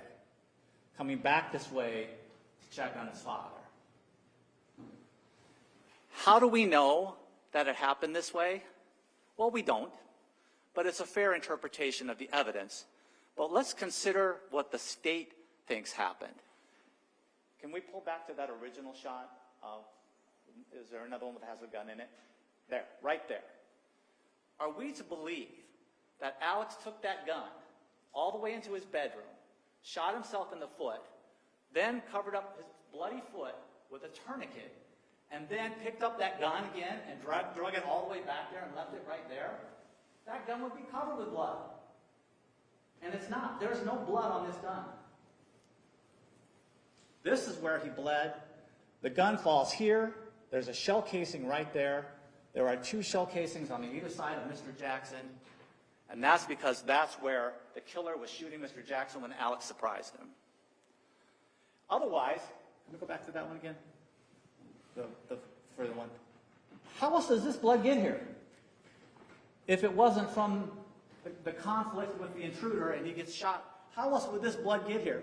Was Alex supposed to come all the way back up here with the gun and then stand there and bleed? Take the tourniquet off and bleed there? That makes no sense. That's the first print he makes after his foot gets shot, before there was a bloody shirt put on it. No shell casings were found in his bedroom. There was a shell casing behind the couch, number 13, which we've talked about. Now, there was a lot of testimony about no signs of a struggle. Well, there was no sign of a struggle either when Jan Jackson fell down the stairs and landed where he did. He just didn't fall into anything. We don't know if that couch was moved or not because they never picked it up and looked to see. Maybe it did. Maybe it got lifted up and it came back down. But there's nothing else to knock over right there. There's a struggle right there. And sometimes there aren't signs of a struggle. But there is a visible path from the living room to his bedroom. And the state's theory that he shot the sister first, which I think might have been raised earlier in the case, makes no sense. Because if you were to shoot Sabrina first, twice, you wouldn't run all the way from here, all the way past where Mr. Jackson would be coming down the stairs, all the way around this sofa to take up that position where those 4 shell casings were found. That doesn't make any sense. That's why what makes sense is those 4 shell casings by that back door is where the killer came in. That's where he came in. That's where he found the gun. That's where he loaded the gun, difficult as it may be. And then Mr. Jackson comes down the stairs and he shoots him.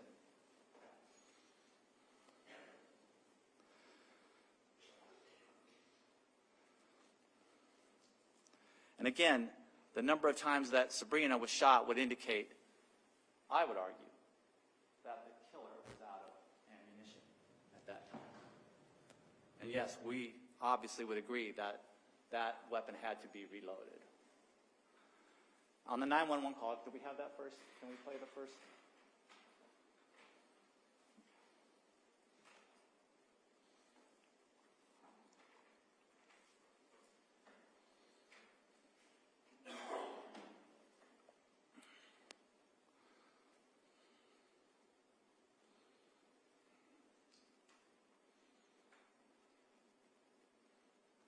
I'll be impressed if this works.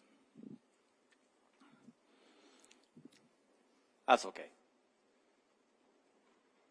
We got it? Lynn County Sheriff, where is your emergency? Someone broke into our house. Our address is 4414 Oak Leaf Court, Northeast. I've been shot. My other family member's been shot. I need help immediately.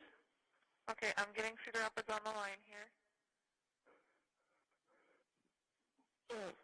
I've been shot in the foot. Okay, sir, stay on the line. Stay with me. They should be answering. Give them the address right away. 911, what's the address of the emergency?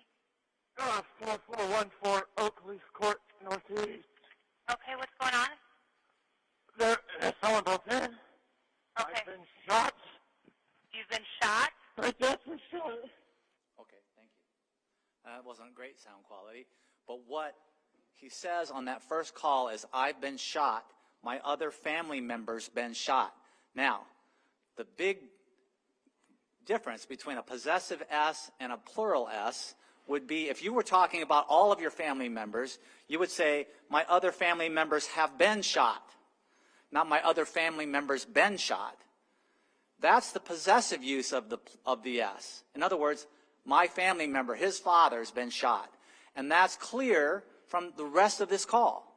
When he talks about he's been shot, his father's been shot, my other family member's been shot isn't a reference to everybody. It's a reference to his father. You can tell by the context of the way that's used and by everything Alex says after that. He talks about his father being shot. He doesn't know how his sister is. On the ambulance ride to the hospital, Alex was worried about his family.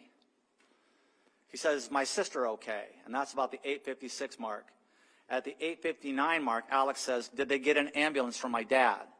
And at the 9 o'clock mark, did they get an ambulance for my dad? Again, he asks. And you can see that he is crying in the ambulance on the way there. Obviously, Alex is in pain. He's in shock. He's given fentanyl on the ambulance. The male paramedic says, okay, what number would you give that pain? 10 being the worst pain you've ever felt in your life. And Alex says, probably a 10. And again, Alex was given fentanyl, and we heard about what fentanyl can do. So then Alex is taken to the hospital, and the 4-hour hospital interrogation begins at that time. This is a picture of Alex when he gets there at the hospital. You can see in his eyes the shock and the terror. You can see his condition with his foot. We heard testimony about the effects of trauma on memory, and we heard those from Investigator Denlinger, because he knows the effects that trauma can have on people's ability to relate a story rationally and concisely and appropriately, that trauma can cause confusion. Trauma can cause memory lapses, and we know that because the Cedar Rapids Police has that very policy for their officers. Officers involved in traumatic incidents must be given up to 72 hours before they have to make a statement to anybody. And that's because of the known effects of trauma on people's ability to relate things that just happened. Add to that the effects of fentanyl, which Dr. Cruz said can cause euphoria and can cause confusion. You add those two things together and you have somebody who is most likely disoriented and is not there, as Timothy Brown stated at 9:08 when he hands off Alex to investigators Denlinger and Lucina. He says, he's not there right now. And Sarah Lucina says, yeah, I can tell. And then at 9:29, the female hospital staff worker says, "Can I give him pain meds?" And Sarah Lucina says, "Is your foot real bad? Do you think you can hold off on pain meds for maybe 15 minutes for us to talk to you?" Can you imagine if you were Alex's parent in that situation? Would you stand for that? Would anybody stand for that? Denying somebody pain medication while they ask them questions. And these aren't questions designed to find out who the intruder was. These investigators were on Alex in minutes because they didn't believe there was an intruder.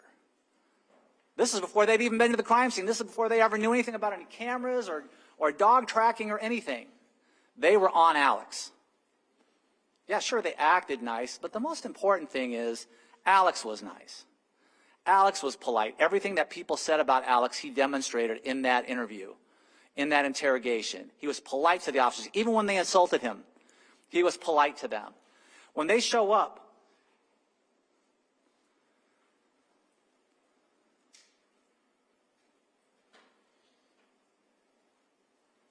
this is the part about the fentanyl being administered. When they show up at 9:16 and start talking to Alex, Sarah Lucina says, "My name is Sarah, and I'm an investigator with the police department, and this is my partner, Matt. He's an investigator, too, at the police department." And Alex says, "Oh, good." He doesn't know what he's in for. He doesn't know the kind of grilling that he's in for. And then he gets another dose of fentanyl.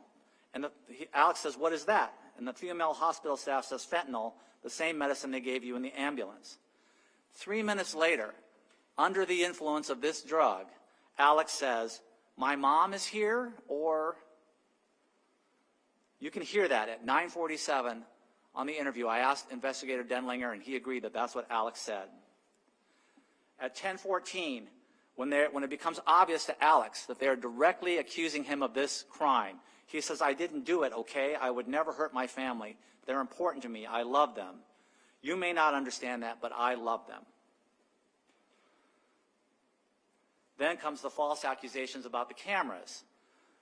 Denlinger says, "So at what point did you unplug the camera?" Alex says, "Unplug what camera?" Matthew Denlinger says, "Your camera." Alex says, "I don't know how they work. They're also hooked up to the garage. I don't know. They're also wireless." Meaning, how can you unplug them? They're wireless. And then, in response to an allegation that the alarm system had been disabled, Alex goes, "Oh, there's no alarm system. There hasn't been for years." And Denlinger says, "There hasn't been for years." At 10:09, Sarah Lucina says, "And that's what I mean. That's why I want to know, is because you're adamant that you would never, but the evidence is pointing towards that you did." And Alex says, "Well, can't you do some lab stuff?" He wants them to do more investigation. He's not acting like somebody who just slaughtered his family. And here's the thing, ladies and gentlemen. He's in shock. He's under the influence of anesthetic drugs. And so it will be easy for people to sit back and say, "I'd have been more upset than that. I'd have been crying more than that. I'd have been shouting out for my sister back at the house, 'Sabrina, Sabrina, he's been shot in the foot.'" He is in shock. He doesn't know what to do. But for us to sit back and Monday morning quarterback what he said and how he said it, when he's in this condition, when he's sitting in a hospital bed bleeding out of his foot for 4 hours while they do nothing to help him, while he's been given pain medication, to judge his responses and the way he said them and the accuracy of those things is tantamountably unfair. We wouldn't require that of any of us under those same circumstances. And they chose to do that then. They could have waited. They could have given him time to recover. They finally did, after they made all their allegations and after Alex got treated at the hospital. But that was several hours later. And that's, again, where Alex mentions again about the lab stuff. And Investigator Denlinger says, "I mean, the best evidence in a case like this is not going to be the lab stuff." And Alex says, "Well, I think that helps." Apologize for the typos there. At 10:12, Alex says, well, I was because I went to my room to grab a belt, but it broke, so I wrapped it in the closest thing and stuff. Not to go get his phone, to go get a belt for a tourniquet. Now, maybe he said at a different part of his interview, I went to get my phone. But again, you have to put this in the context of someone who's just been shot, someone who's been medicated, someone who's been traumatized. Are they going to get everything right? I don't think so. But at least at one point, he said that he went to his room to get a tourniquet, and that is supported. That is supported by all that blood evidence in that hallway. And they said, okay, and then did you go into your mom and dad's room? No, I haven't been there for a while. Not once did Alex say he ever saw his sister or his mom get shot. At 12:19, Alex says, my parents were good to me. I'll say that now and forever. And that was at the end, more towards the end of this interrogation. But they kept trying to give Alex a reason. They were grasping at straws, trying to come up with a reason. Oh, you didn't like your sister. Oh, you weren't close enough with your sister. You didn't like your dad. You didn't like your mom. Oh, the Menendez brothers, they killed their dad and their mom, and then they later claimed it was because their dad was abusive. And Alex goes, I will never say anything bad about my parents. Alex described cleaning the gun that night. Well, I've got the ramrod thing. I know we put that back in the, at least I put it back in the exercise room. And Investigator Denlinger says a few minutes later, no, I'm talking about earlier in our conversation, you talked about you were not sure where you left the gun, but it wasn't on the fireplace. And Alex said, I think it was because my dad was still looking at it or something. And Investigator Denlinger says, you said the gun was not left out on the fireplace where you cleaned it. Alex says it was left. And Denlinger says, okay, it was left on the fireplace, and Alex says, yeah.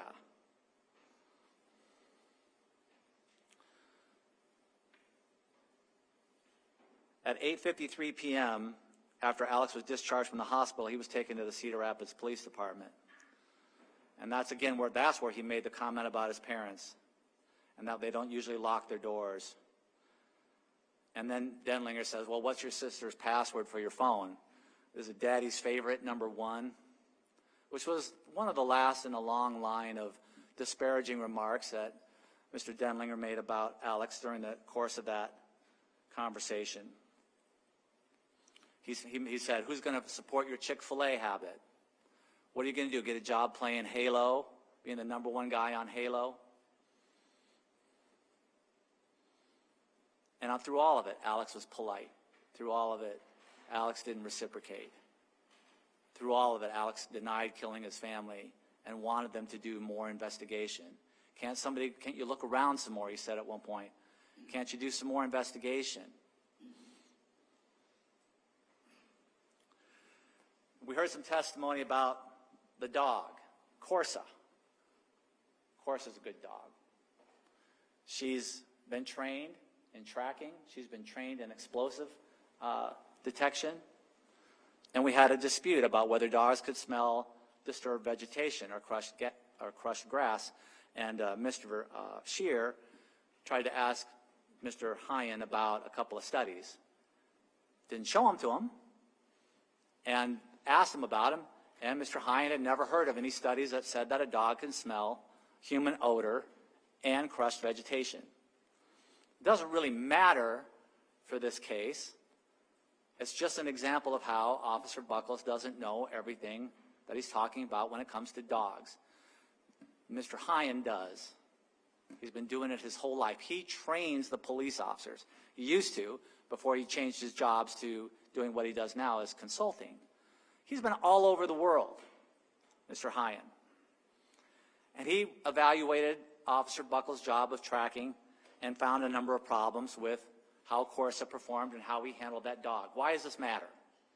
Why does this matter? Because if you're going to claim that you didn't find a track, in other words, the absence of a thing, then you should do the tracking correctly.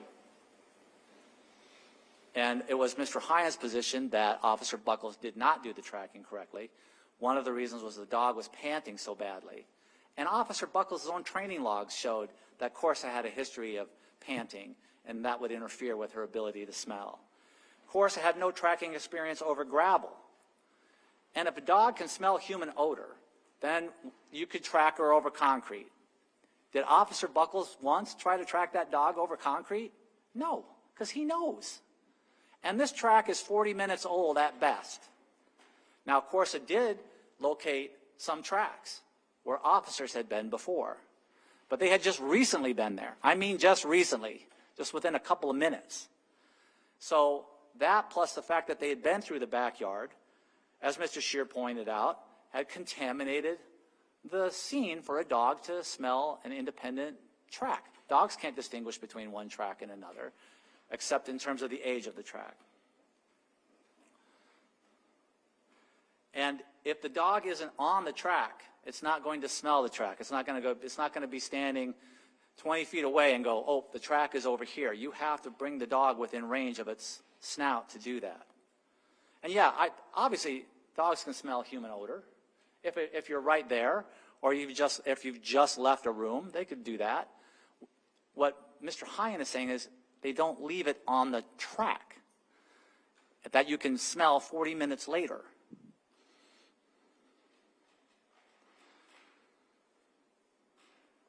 I want to talk about the Ring camera. What we're looking at here in this lower picture here is the Ring camera recording the police activity on January 15th. Why does this matter? Because all the cameras showed police activity on that day except for the back camera. The back camera didn't show any of that. Why was that? That's what the police wanted to find out. Is the back camera not working properly? When the original warrant went out for the Ring camera system, it was supposedly supposed to be over a 3-day period, as the testimony said. But over a 3-day period, you get one view of the backyard over 3 days. Nobody in the summertime went out and was in the backyard of that house. There was already something wrong with this camera before we see the one with Alex in it. Maybe the camera was too high. It was up on the railing on the second floor. Maybe that outstripped its motion detecting. And so it had a sporadic motion activation system. And when we had Mr. Holst on the stand here, he said that all the cameras were offline when he subpoenaed the records for the 17th when they did that test. That's why they didn't return any data on any of the cameras, because they had gone offline by then. But that wasn't the case on the 15th. They were working. Some of those cameras were working. Do we have the video?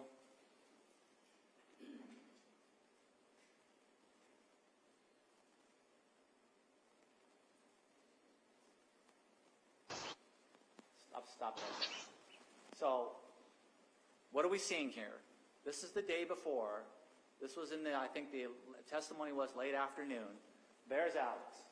This is the whole backyard right here. The camera is right up here. Right? That's the camera angle. Right in the lower right-hand corner, the camera would be just off of that picture. Alex doesn't even show up on that camera till right there. All of the activity that went on coming through the back door is way over here. Now, why does that matter? If we assume that Alex goes back to where he came from, we don't know because the camera didn't pick him up till he was way over here,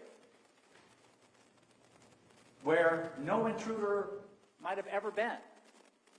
But if we assume that Alex came from over here, can you play the rest of this clip and then the next one, please? There he goes. And then on the next one, you see him the whole time coming back. You see him the whole time. And he's going right back up there where he came from. The motion detector didn't catch that on the first shot. So there's something wrong with the motion detector on that camera. Now, they want to make the allegation that Alex messed with this camera. There's no proof of that. His prints weren't on the camera. There was nothing wrong with that camera. It had a battery in it, and the battery had charge in it. There's no proof that Alex ever had the Ring app on his phone. And they try to suggest that in the testimony, that Alex could have messed with the camera with his phone. On the stand with Investigator Denlinger, they tried to suggest that to you. Well, what have they done with that Celebrite data since they had it on June 15th of 2021? Nothing.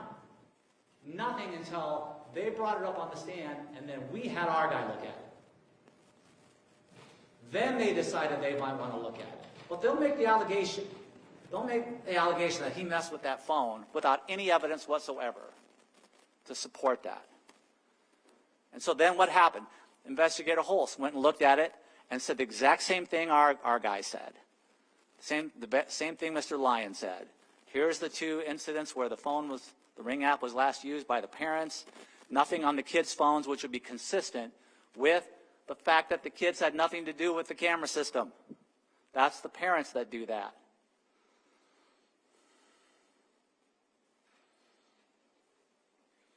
And this latent print, number 3, which is shown here in Defendant's Exhibit G, that looks a lot bigger than a centimeter to me, but I'm no expert.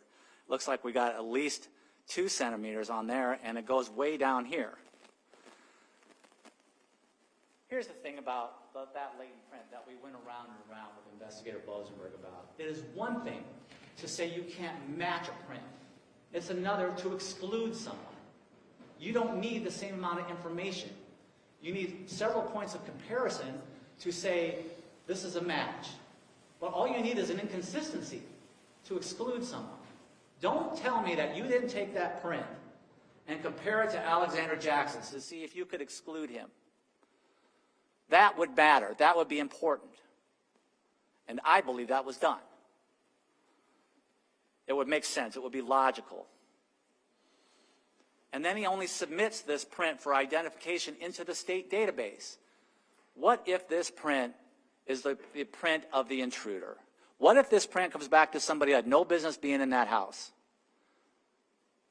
What if that happens 20 years after Alex has done 20 years in prison? Are we going to apologize to him then? This print is very important and should have been pursued. Should have been pursued by people who want to know the truth. So the DNA evidence, you are going to hear me talk about DNA. And that's because you can get DNA from a lot of sources: sweat, blood, saliva, and touch. And why is that important? Remember, there was some discussion about that Idaho case. They found that DNA in one little place, and it broke the case wide open. If it hadn't been for that, investigators like Denlinger and Lucina would have been all over that roommate who survived, as if they were the one who had done it. Because there's no proof that anybody else was ever there. You have to look before you can say there's no proof. There is proof. There's proof in the physical evidence at the scene. There is proof on that gun. And maybe some of this DNA would have turned it up. But they don't want to know that. They don't want, that would be bad news for their prosecution. There were many areas on the gun that wasn't tested. And there was, they didn't even test the swabs they did of Alex. Not his hands, not his legs, all that swabbing that you see going on early, they never test any of that. But most importantly, with the gun, with how many rounds it holds, that matters. That Nibin report that said that they were 22 shorts, if those bullets were 22 shorts, then you wouldn't have to reload. But we found out they weren't. They were 22 longs. Did the experiment. So what does that mean? That means that those 3 shells that were still in there that hadn't been fired had been touched by the killer. And those were never swabbed. They were preserved. They were dropped out of that gun. They were preserved, but they were never swabbed and never sent to the DCI. That is just like that Idaho case. That is the same kind of evidence. That sheath, that knife sheath that they found in that case was the killer's. So that little print on there, or however they lifted that off, that snap on that sheath, belonged to somebody who didn't belong there, and that's how they broke that case wide open. They could have done the same thing with the bullets in this case. Alex's clothes were tested. Only Alex's blood was found on his clothes. No blood from any of his other family members were found anywhere on any of his clothes.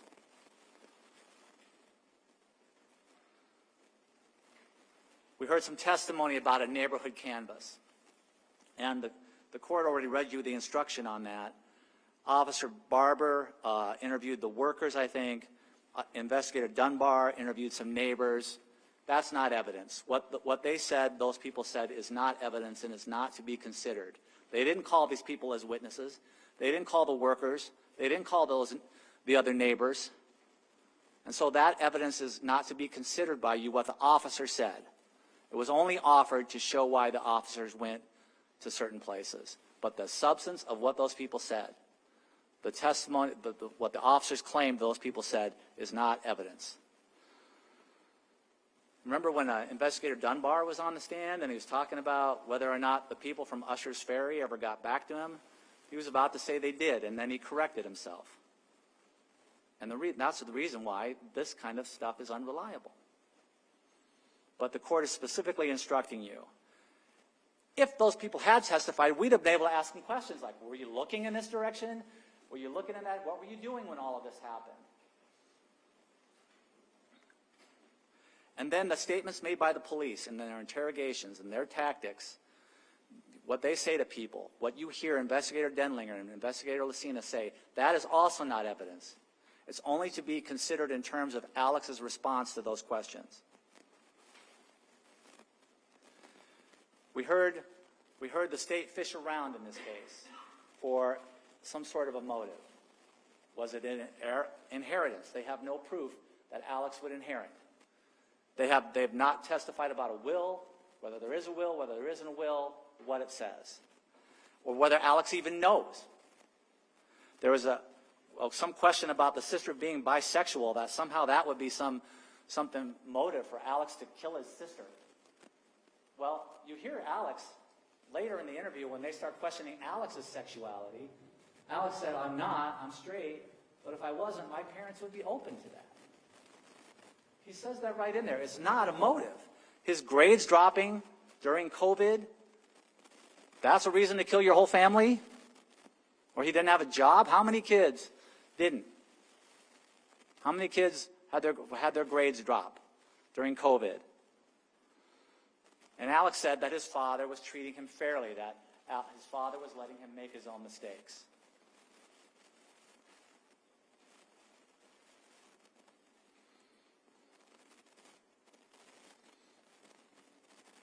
When I started off talking to you about reasonable doubt in this case, I gave you the Tylenol example. And the purpose of that is to say that even though a doubt can be small, it can be reasonable. And the only thing that you have to believe in this case to make that reasonable is that somebody could commit a home invasion and have some working knowledge of a firearm. And if that's impossible, that's your decision, I guess, because you are the judges of the facts of this case. That's why we stand up when you come in, and we stand up when you go out, because nobody can tell you what reasonable doubt means to you. That's why we have 12 of you. You're all going to have different attitudes or opinions. But when you look at a case that involves circumstantial evidence, if all you got to believe is that somebody broke into this house and used the firearm that was sitting right there, and they knew how to operate it, that's not such a stretch. That's not so hard to believe. Maybe it will be for some of you, and that would be your right to feel that way. But would you be would you take that Tylenol? If that's all it took? Are you taking the Tylenol out of that state's case in this case? Because if you're not, that's reasonable doubt. We believe that reasonable doubt is all over this case. Alex had no reason to want to harm his family. And we would ask that you return a verdict of not guilty. Thank you.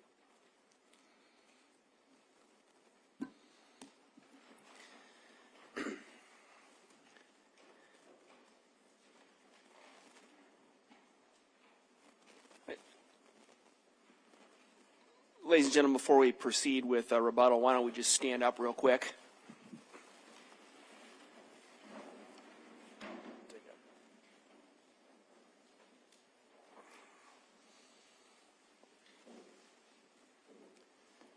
All right.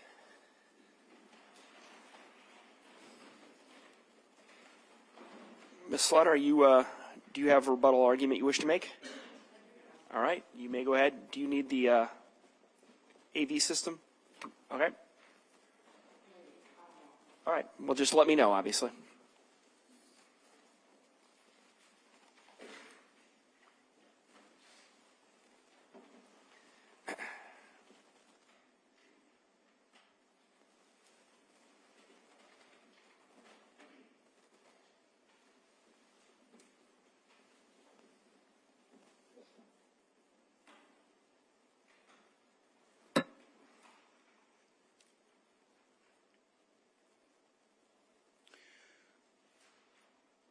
This is a case of circumstantial evidence.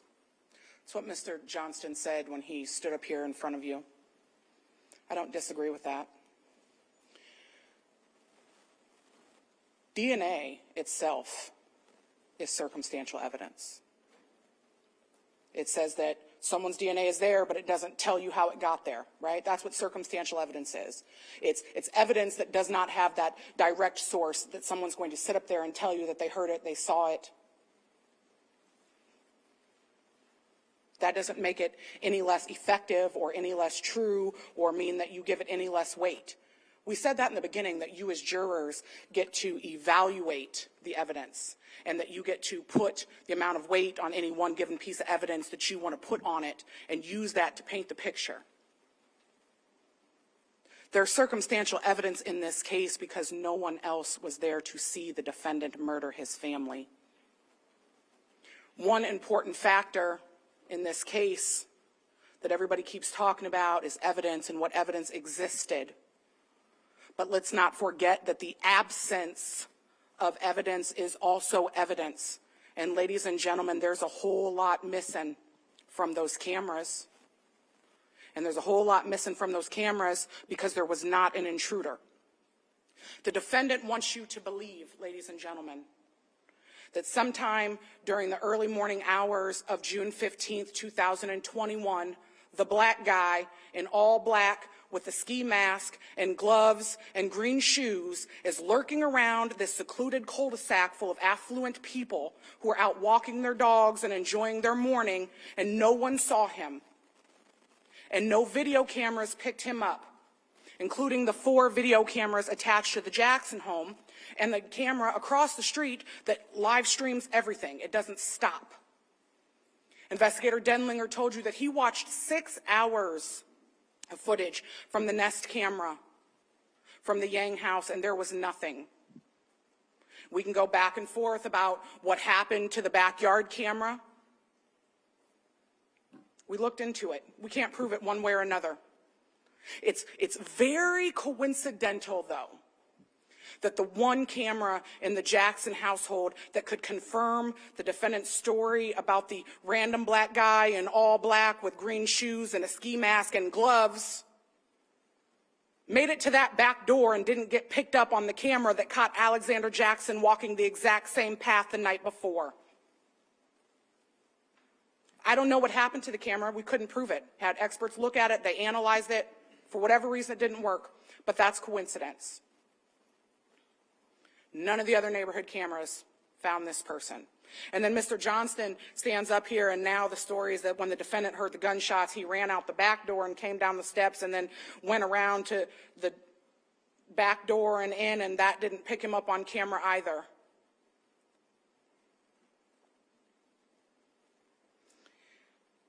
Mr. Johnston made a big deal about the state not being able to prove motive in this case. When you look at your jury instructions and you look at the elements of the crimes that the state is required to prove, motive isn't on there. Motive isn't on there, and the state is not required to prove motive. We can lodge some guesses. He talked about being the kid home from summer vacation and his dad wanting him to get a job and him getting ready to be kicked out of the house, and if he doesn't have a job, then he's out with $30 in his bank account. The oddball of the family, the black sheep of the family who stays up all night gaming with his friends is suddenly going to have to step into the real world and get a job and be a man. Motive? The fact that he only has $30 left over, is the money the motive? Is the fact that he's going to inherit houses and assets and all of that, is that motive? I don't know, but guess what? I don't have to prove that motive. No matter what motive, no matter what reason that the state would present to a group of rational-minded jurors is never going to be motive enough for you to think, gosh, that's a good reason. That's a good enough reason why this kid killed his parents. There's never going to be a good enough reason why Alexander Jackson executed his entire family. Mr. Johnston wants to talk about murder cases that happened in 1959 and, motives there. And how many murders do you hear in the newspaper or on the news as his source where there's never a motive why a school shooting happens or why this or why that or why some kid decides one day that he's going to walk into a building and execute kindergartners? It's never going to be a good enough reason to kill your whole family. That's why we don't have to prove motive, because it's irrelevant.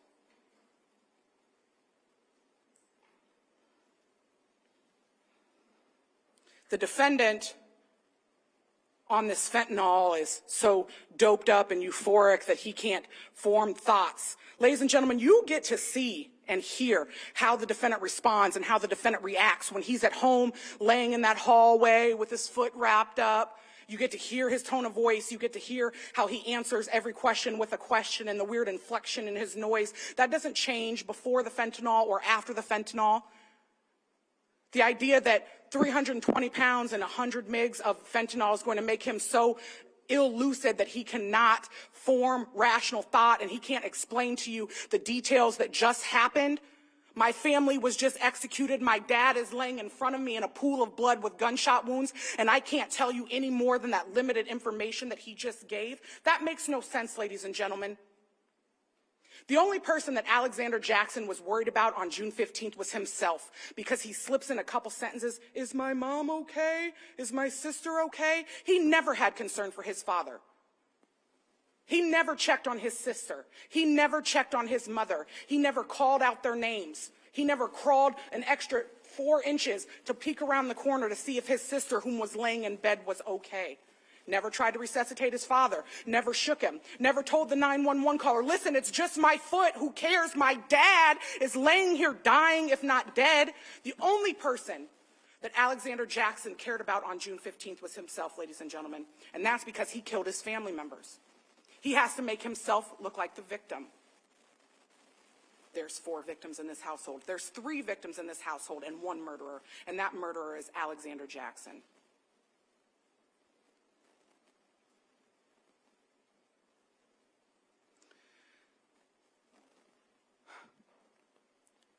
Mr. Hyen.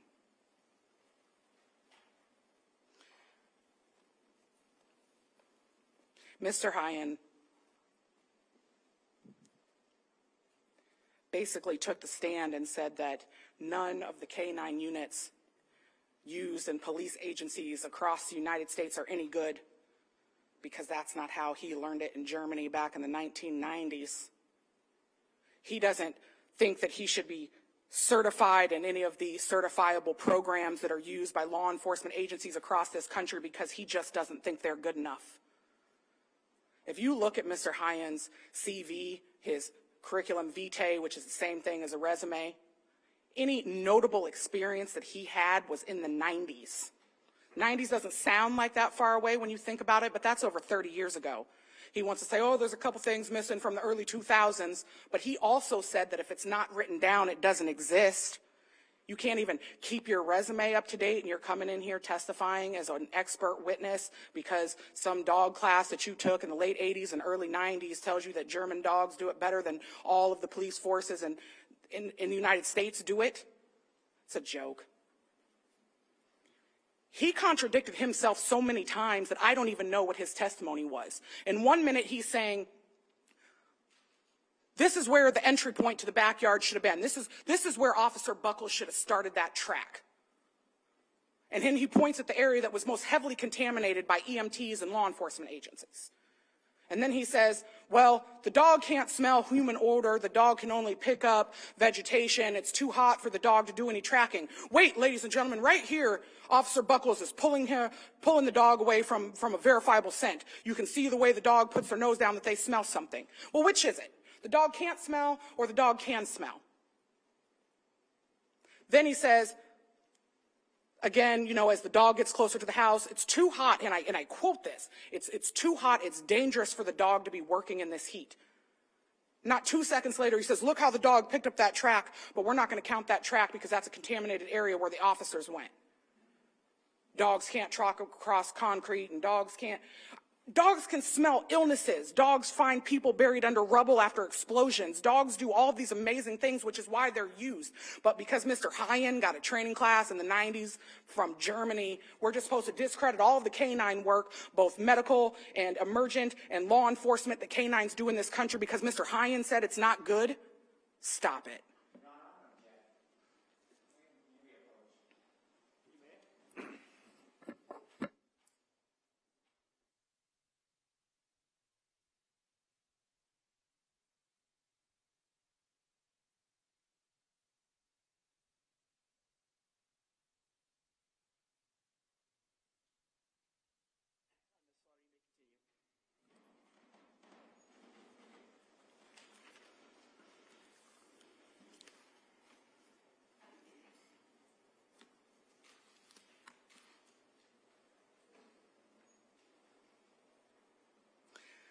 The common sense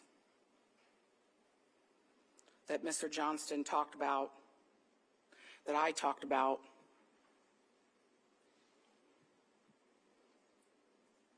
the version of events that the defendant wants you to believe in this case is an insult to common sense and to reason. The defense stood in front of you and talked about if there's two differing stories, then that's doubt. I submit to you, ladies and gentlemen, that in any criminal case, unless you were there to see it yourself or the entire crime was captured on video, there's some doubt, and there should be. And that's what you as rational and reasonable and commonsensical jurors get to analyze and decide. But reasonable doubt, and we talked about this in voir dire, reasonable doubt is more than the mere possibility of doubt or the mere possibility of innocence. Possibility doesn't make something reasonable. What the defense wants you to believe in this case when they're arguing reasonable doubt, in order for that theory or those theories to create that reasonable doubt, is a couple things. First, for the defendant's story to make sense, what Alexander Jackson told police officers and EMTs and 911 operators is that on June 15th, 2021, this intruder gets into the neighborhood, whether coming from Usher Ferry Road or from Oakleaf Court, up Scarlet Court, whatever that street is, that this intruder makes it into the neighborhood, into the backyard of the Jacksons, and he is not seen by anyone or any cameras. Nothing picks him up. And that in picking this random house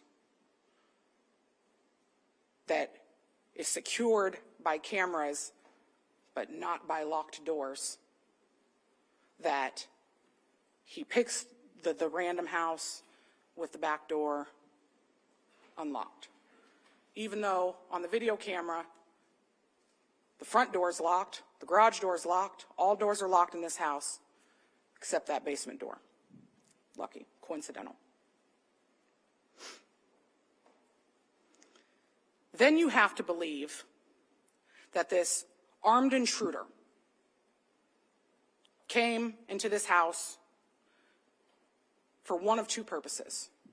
Both of those purposes fit into the definition of burglary, which is why that word's been thrown around and why the defense keeps saying to you, no one said burglary, did they? But when you break and enter into a house with the intent to either steal something, commit a theft, or commit a felony within, that's a burglary. That's where that word comes from. So what you would have to believe as jurors that this burglar, this intruder, makes it into this backyard, isn't seen, finds the house surrounded by cameras, one coincidentally off, picks the door that isn't locked, and comes into the house to either steal stuff or hurt people. Now, we're going to break into a house and want to steal things, whether that be guns or jewels or money or whatever, and we don't steal anything. Nothing's stolen, nothing's ransacked, nothing's gone through. Okay? Or you're breaking in to hurt someone, but then you don't bring your own weapon. So, after we've made it to the backyard and to the house without being caught on camera, and we find the unlocked door, and we go in with this intent to do one of the two things, there was the proposition that, well, maybe he's in there to steal guns. Maybe he is. Or he's in there to hurt people. No weapon. Even the 911 operator, you got shot with your own gun? And then you find this gun to which the defendant said was unloaded and left on the fireplace from the night before. A gun that the defendant went out of his way to say was his father's and a tribute to his dad. It's my dad's gun. It's my dad's gun. I'm not sure where we store it. You store it under your bed because it's your gun. The box that this is stored in is stored under your bed, and it is stored in two pieces. The other guns in the house were in the master bedroom or locked in a safe that there was no key to. This gun is the defendant's gun. It's his .22 Browning rifle, semi-automatic. It's his Eagle Scout gun, ladies and gentlemen, that he's comfortable with. In the hospital, he's even explaining how he cleans it and takes it apart because that's the gun that he's familiar with. Box under his bed. So the defendant comes in, and the only in one box, according to the defendant, of ammunition that this family owns for this gun is also sitting out neatly next to the gun on the fireplace mantle, and this burglar or murderer or whoever just loads this gun and goes on a killing spree. And in no specific order, assassinates and executes Sabrina Jackson, assassinates and executes Jan Jackson, goes upstairs, assassinates and executes Melissa Jackson, comes back downstairs with at least 4 bullets in this gun, ladies and gentlemen. The defendant, after hearing all of these gunshots, wakes up and runs downstairs. We're supposed to believe he went out the back door and in, and runs into this intruder and pushes him and wrestles with him and struggles over this gun, leaving only perfect, good quality palm prints on the butt of this gun that they're struggling over. And the defendant gets shot in the foot. Then he says he falls. So after the struggle and the pushing and him getting shot in the foot, he says he falls down. You can picture this in your head, right? That this intruder is standing over the defendant who's laying there, bleeding from the foot. Point blank range, like the intruder likes it, right? Like he executed Melissa Jackson and Sabrina Jackson and put 2 in the back of the head of Jan Jackson. He's standing there with the defendant on the floor. And then he just decides, you know what? I have reached my kill quota for the day. I'm going to let this guy live. The one guy who can identify me, the one guy who struggled with me, the one guy who's going to be able to call the police. we're just going to let one shot to the foot is good enough for him. We're going to leave that guy alone with 3 bullets left in my chamber. And then I'm going to put the gun down, and I'm going to run back out the back door. Nobody's going to chase me. No one who's trained in rifling through the Eagle Scouts is going to pick up that gun and fire any shots in my direction, is not going to hoop and holler for help, is not going to follow me out the back door, nothing. I'm going to put the gun down, and I'm going to leave out the back door. That's where the intruder went. Ladies and gentlemen,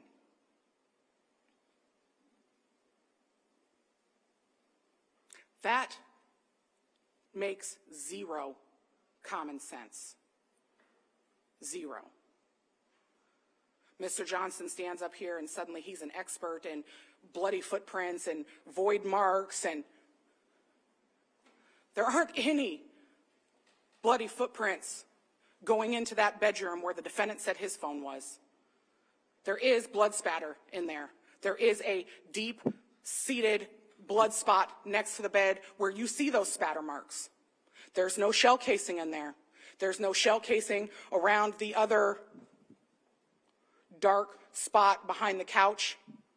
Both of those areas, and you see them in the photograph, and Investigator Bosenberg testified to, were cut up, and there's no bullet. Do remember what the defendant was playing with when the officers had that oh crap moment and realized that they'd left the defendant downstairs unattended with a loaded gun. When they came back down those stairs, the defendant's playing with a shell casing.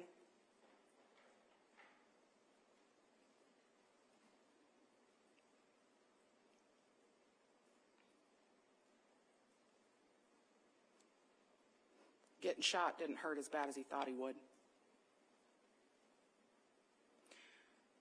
The defense, ladies and gentlemen, stood up here and clicked through a bunch of family pictures and accused the state of trying to inflame the passions of the jury. You're smarter than that. They want you to find some significance and some relevance in the fact that when Sabrina and Alexander Jackson were little and they went on a bunch of family vacations, that this family was happy. I'm sure they were. I hope they were. What you don't see in any of those photographs or any pictures that are recent of this family, and you ask yourself what goes on behind closed doors and you don't know. No recent family photos. And witness after witness after witness that the defense put up, they did a good job of testifying about the defendant's character 4 or 5 years ago. The same 4 or 5 years ago, if not more, that you see in these photographs. There aren't recent family pictures of the Jacksons hanging on those walls. The only recent pictures of the Jacksons are them laid out on a cold slab in the medical examiner's office. Because the defendant murdered his family, ladies and gentlemen. That's the only scenario in this situation that makes sense. That's the only scenario in this situation that is supported by and consistent with the evidence that was found. This was not some random intruder that breaks in and executes a family that he doesn't know with a gun that he didn't bring with the hope to steal things that are never stolen, where there's a struggle with a huge man and a tall man, a black man with green shoes wearing all black and a ski mask with gloves on. Makes no sense. The murderer in this case that you're looking for, ladies and gentlemen, is seated right behind me. And that murderer is Alexander Jackson. And I submit to you that when you go back to deliberate this case and you look at the facts and review the evidence and check the cameras and watch them yourself and listen to calls and judge and give weight to everything that you've received in this trial, there is only one conclusion that you as jurors are going to be able to reach, and that is that this defendant is guilty of all 3 counts of murder in the first degree. Thank you. All right, ladies and gentlemen, at this point, I'm going to read to you the remaining, I believe, 4 jury instructions. Starting with instruction number 36. During the trial, you've been allowed to take notes. You may take these with you to the jury room to use in your deliberations. Remember, these are notes and not evidence. Generally, they reflect the recollection or impressions of the evidence as viewed by the person taking them and may be inaccurate or incomplete. Upon reaching a verdict, leave the notes in the jury room and they will be destroyed. Instruction number 37. Exhibits have been admitted into evidence and are to be considered along with all the other evidence to assist you in reaching your verdict. You are not to tamper with the exhibits or their contents, and each exhibit should be returned into open court along with your verdict in the same condition as it was when you received it. Instruction number 38. You may not communicate about this case before reaching your verdict. This includes via cell phone and electronic media such as text messages, email, electronic messaging applications, and any social media platform, including but not limited to Facebook, LinkedIn, YouTube, Twitter, TikTok, Instagram, Snapchat, and any other social media applications you may use. Do not research or make any investigation about this case on your own. Do not visit or view any place discussed in this case. Do not use internet or application-based maps or programs or any other application, program, or device to search for or view any place discussed in the testimony. Also, do not research any information about this case, the law, or the people involved, including the parties, witnesses, lawyers, or myself. This includes using the internet to research events or people referenced in the trial. This case will be tried on evidence presented in the courtroom. If you conduct independent research, you'll be relying on matters not presented in court. The parties have a right to have this case decided on the evidence they know about and that has been introduced here in court. If you do some research or investigation or experiment that we do not know about, then your verdict may be influenced by inaccurate, incomplete, or misleading information, and that has not been tested by the trial process, including the oath to tell the truth and by cross-examination. All the parties are entitled to a fair trial rendered by an impartial jury, and you must conduct yourself so as to maintain the integrity of the trial process. If you decide a case based on information not presented in court, you will have denied the parties a fair trial in accordance with the rules of this state, and you will have done an injustice.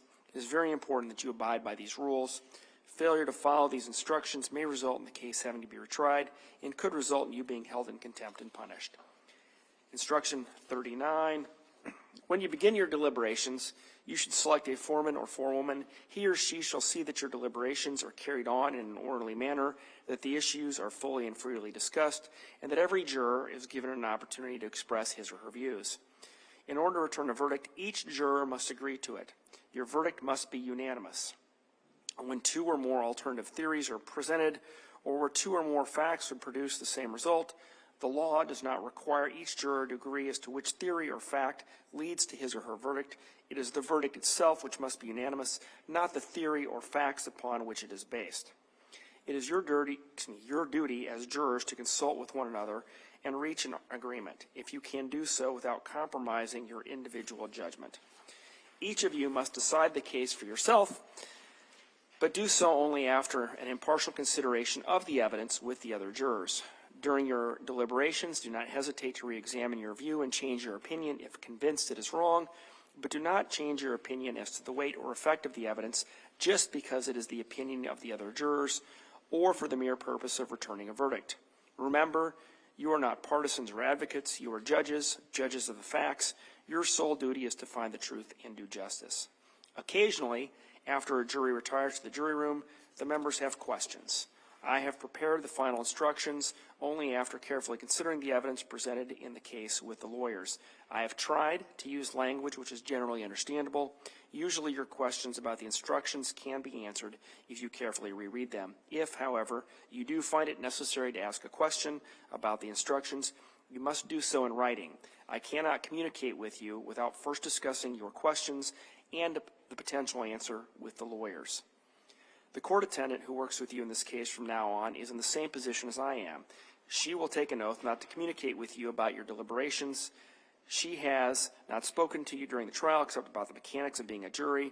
She will not speak to you when you have retired to deliberate except to ask you if you agreed upon a verdict and to manage the logistics of your service. Please do not place her on the spot by asking any questions about the instructions or the evidence. Jurors like to know how long each day they will deliberate and whether they will be sequestered.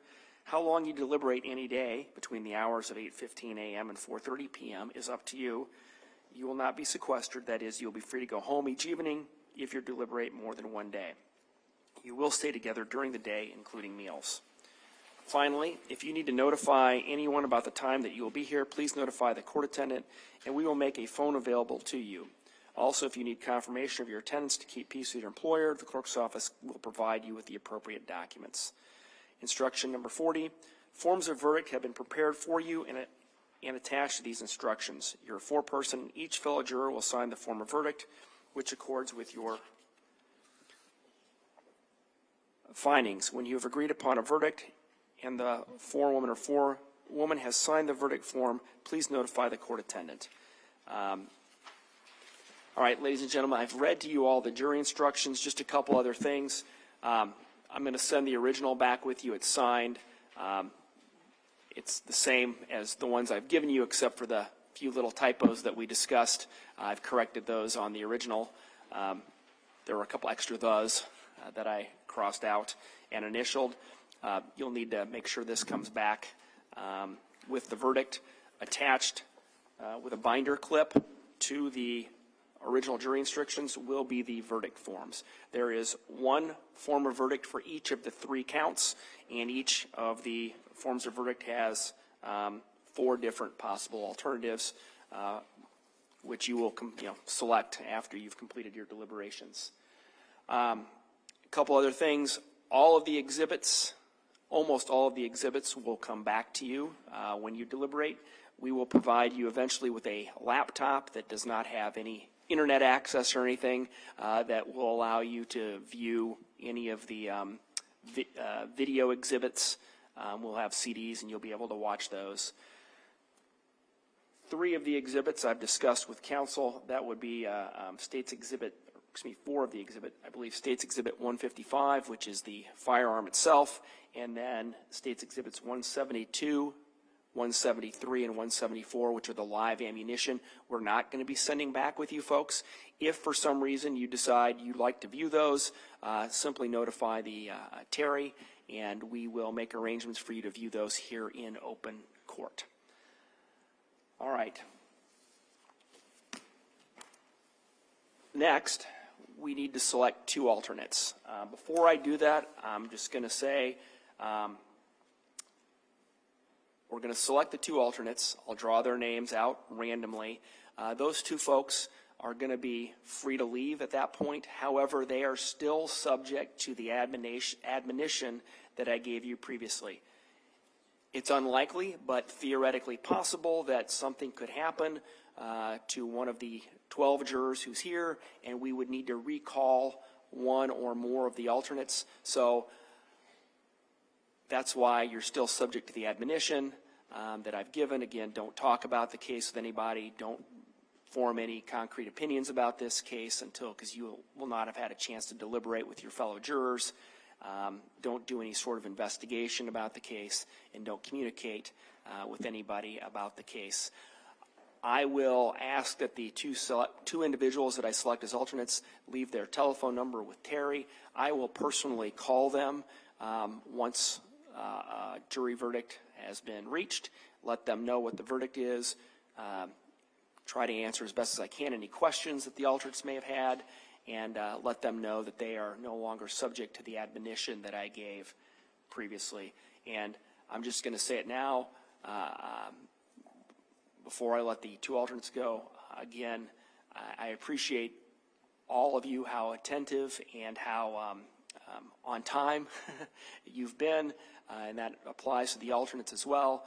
The alternates obviously have been here for a long time, have heard the evidence. They're not going to be part of the deliberations most likely, and so I just want to let the alternates know I appreciate what they've done to this point. And again, I will call them and let them know the result, and again, try to talk to them as best as I can about anything they'd like to talk about. So with that, we have this fancy thing here. Let's give it a spin.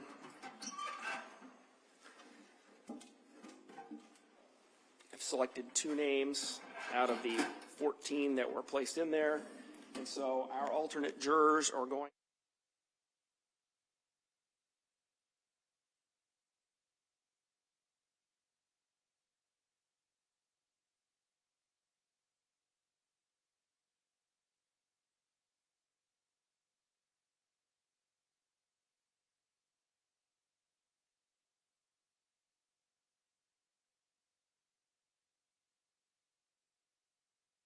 All right?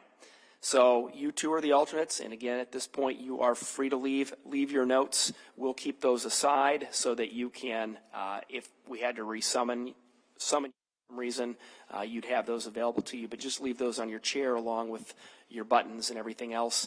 And again, just make sure you leave your phone number so we can get a hold of you. If for some reason we need to call you, or need to recall you, or if not, I can contact you once these proceedings have been completed, okay? All right, so we'll let you go at this point.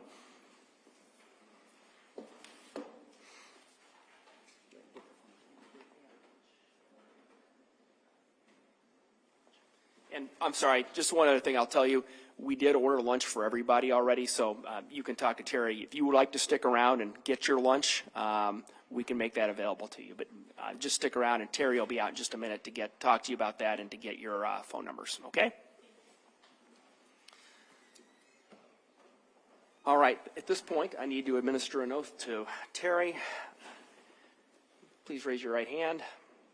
Do you swear or affirm that you will take charge of this jury and keep them together in some private and convenient place, that you will not permit any person to communicate them, and that you will return the jury into court when they have reached their verdict? Please answer, I do. All right.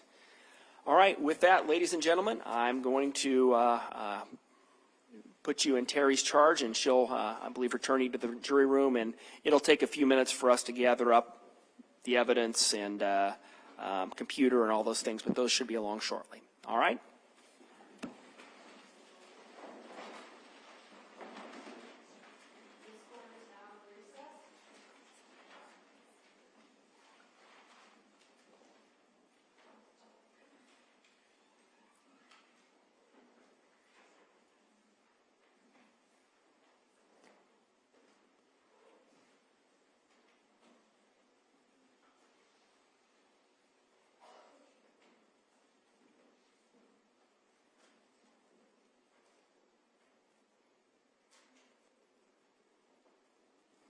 All right, go ahead and have a seat. At this point, is there any further record to be made about anything on behalf of the state?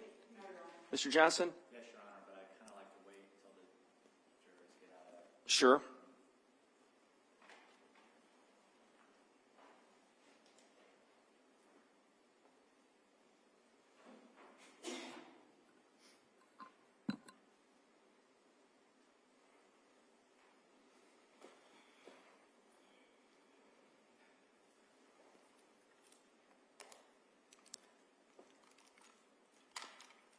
If you want to use your mic too, I'd appreciate it.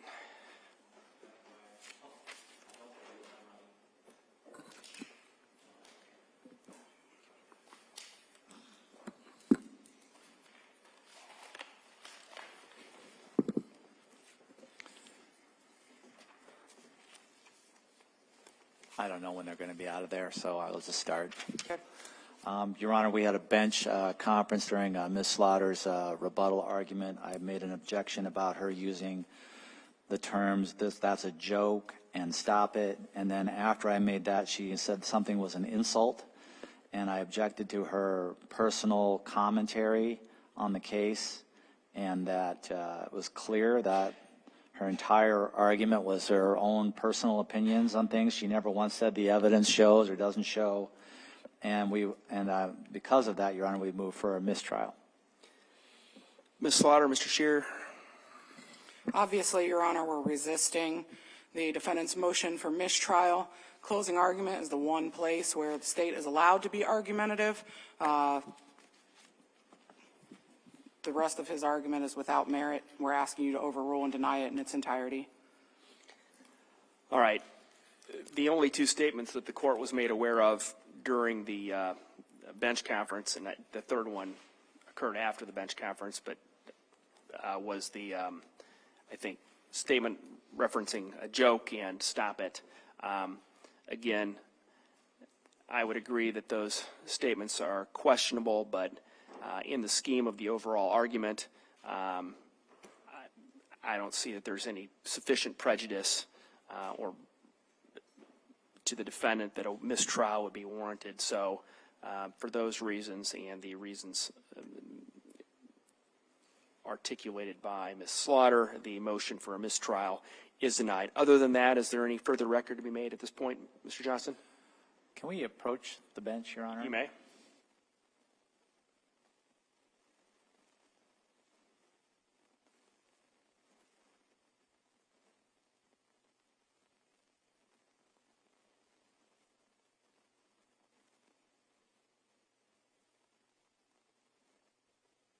So, okay, well, all right. Well, let's just go back on the record. So what I'm going to ask is that a representative from, at least one representative for each side, maybe meet with Kathy and go through the exhibits, make sure we're all on the same page about what exhibits are going back to the jury. My understanding is that I think the record reflects the defendant had to scan, counsel for the defendant had to scan in some of the exhibits. Some of them may not be here right now. They need to get here quickly. And so we can send those back to the jury. But before we do, again, I think the attorneys need to conference and make sure there's no disputes about what we're sending back. If there are, let me know and we'll address it as needed. And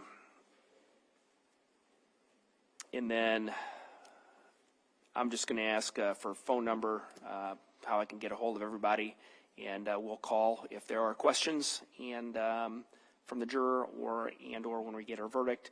I will email both of you, both sides, kind of the stock end of the day instruction that I give to jurors, you know, assuming we get to that point. But just so you guys have a chance to look at it, I'm assuming you've seen those instructions in the past. Anybody anticipate any issues with an instruction like that, Ms. Slaughter, Mr. Johnson? But I'll email it to you here, so if there is any issue with it, you can let me know. But otherwise, I'll plan on signing that and getting it to the jury around 4:30 today, again, if we get to that point. And if we get to that point, I'll probably just call both sides, send an email to everybody, I guess would probably be easier, and let them know that the jury's gone for the day and we'll be resuming tomorrow. But if anything else happens, obviously, I'll give you a call. All right?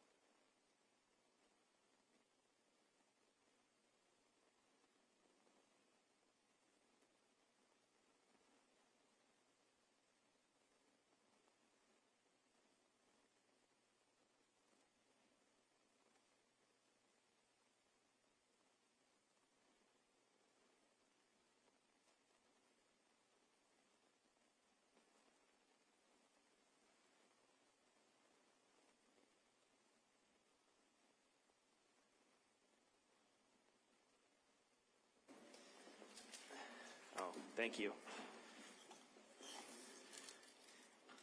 All right, just real quick, we're outside the presence of the jury. Just wanted to make a record on one other thing. It says instruction number 40, which I read to the jury, said you're a four-person and each fellow juror will sign the form of verdict. That's incorrect, just the four-person. And so I talked to counsel, and my understanding is we're all in agreement that I can strike out and each fellow juror initial it, and that I'm going to go deliver this to the jury and just tell them of that change. Is that acceptable to the state, Ms. Slaughter? Mr. Johnson, is that acceptable to the defendant? Yes, Your All right. Thank you.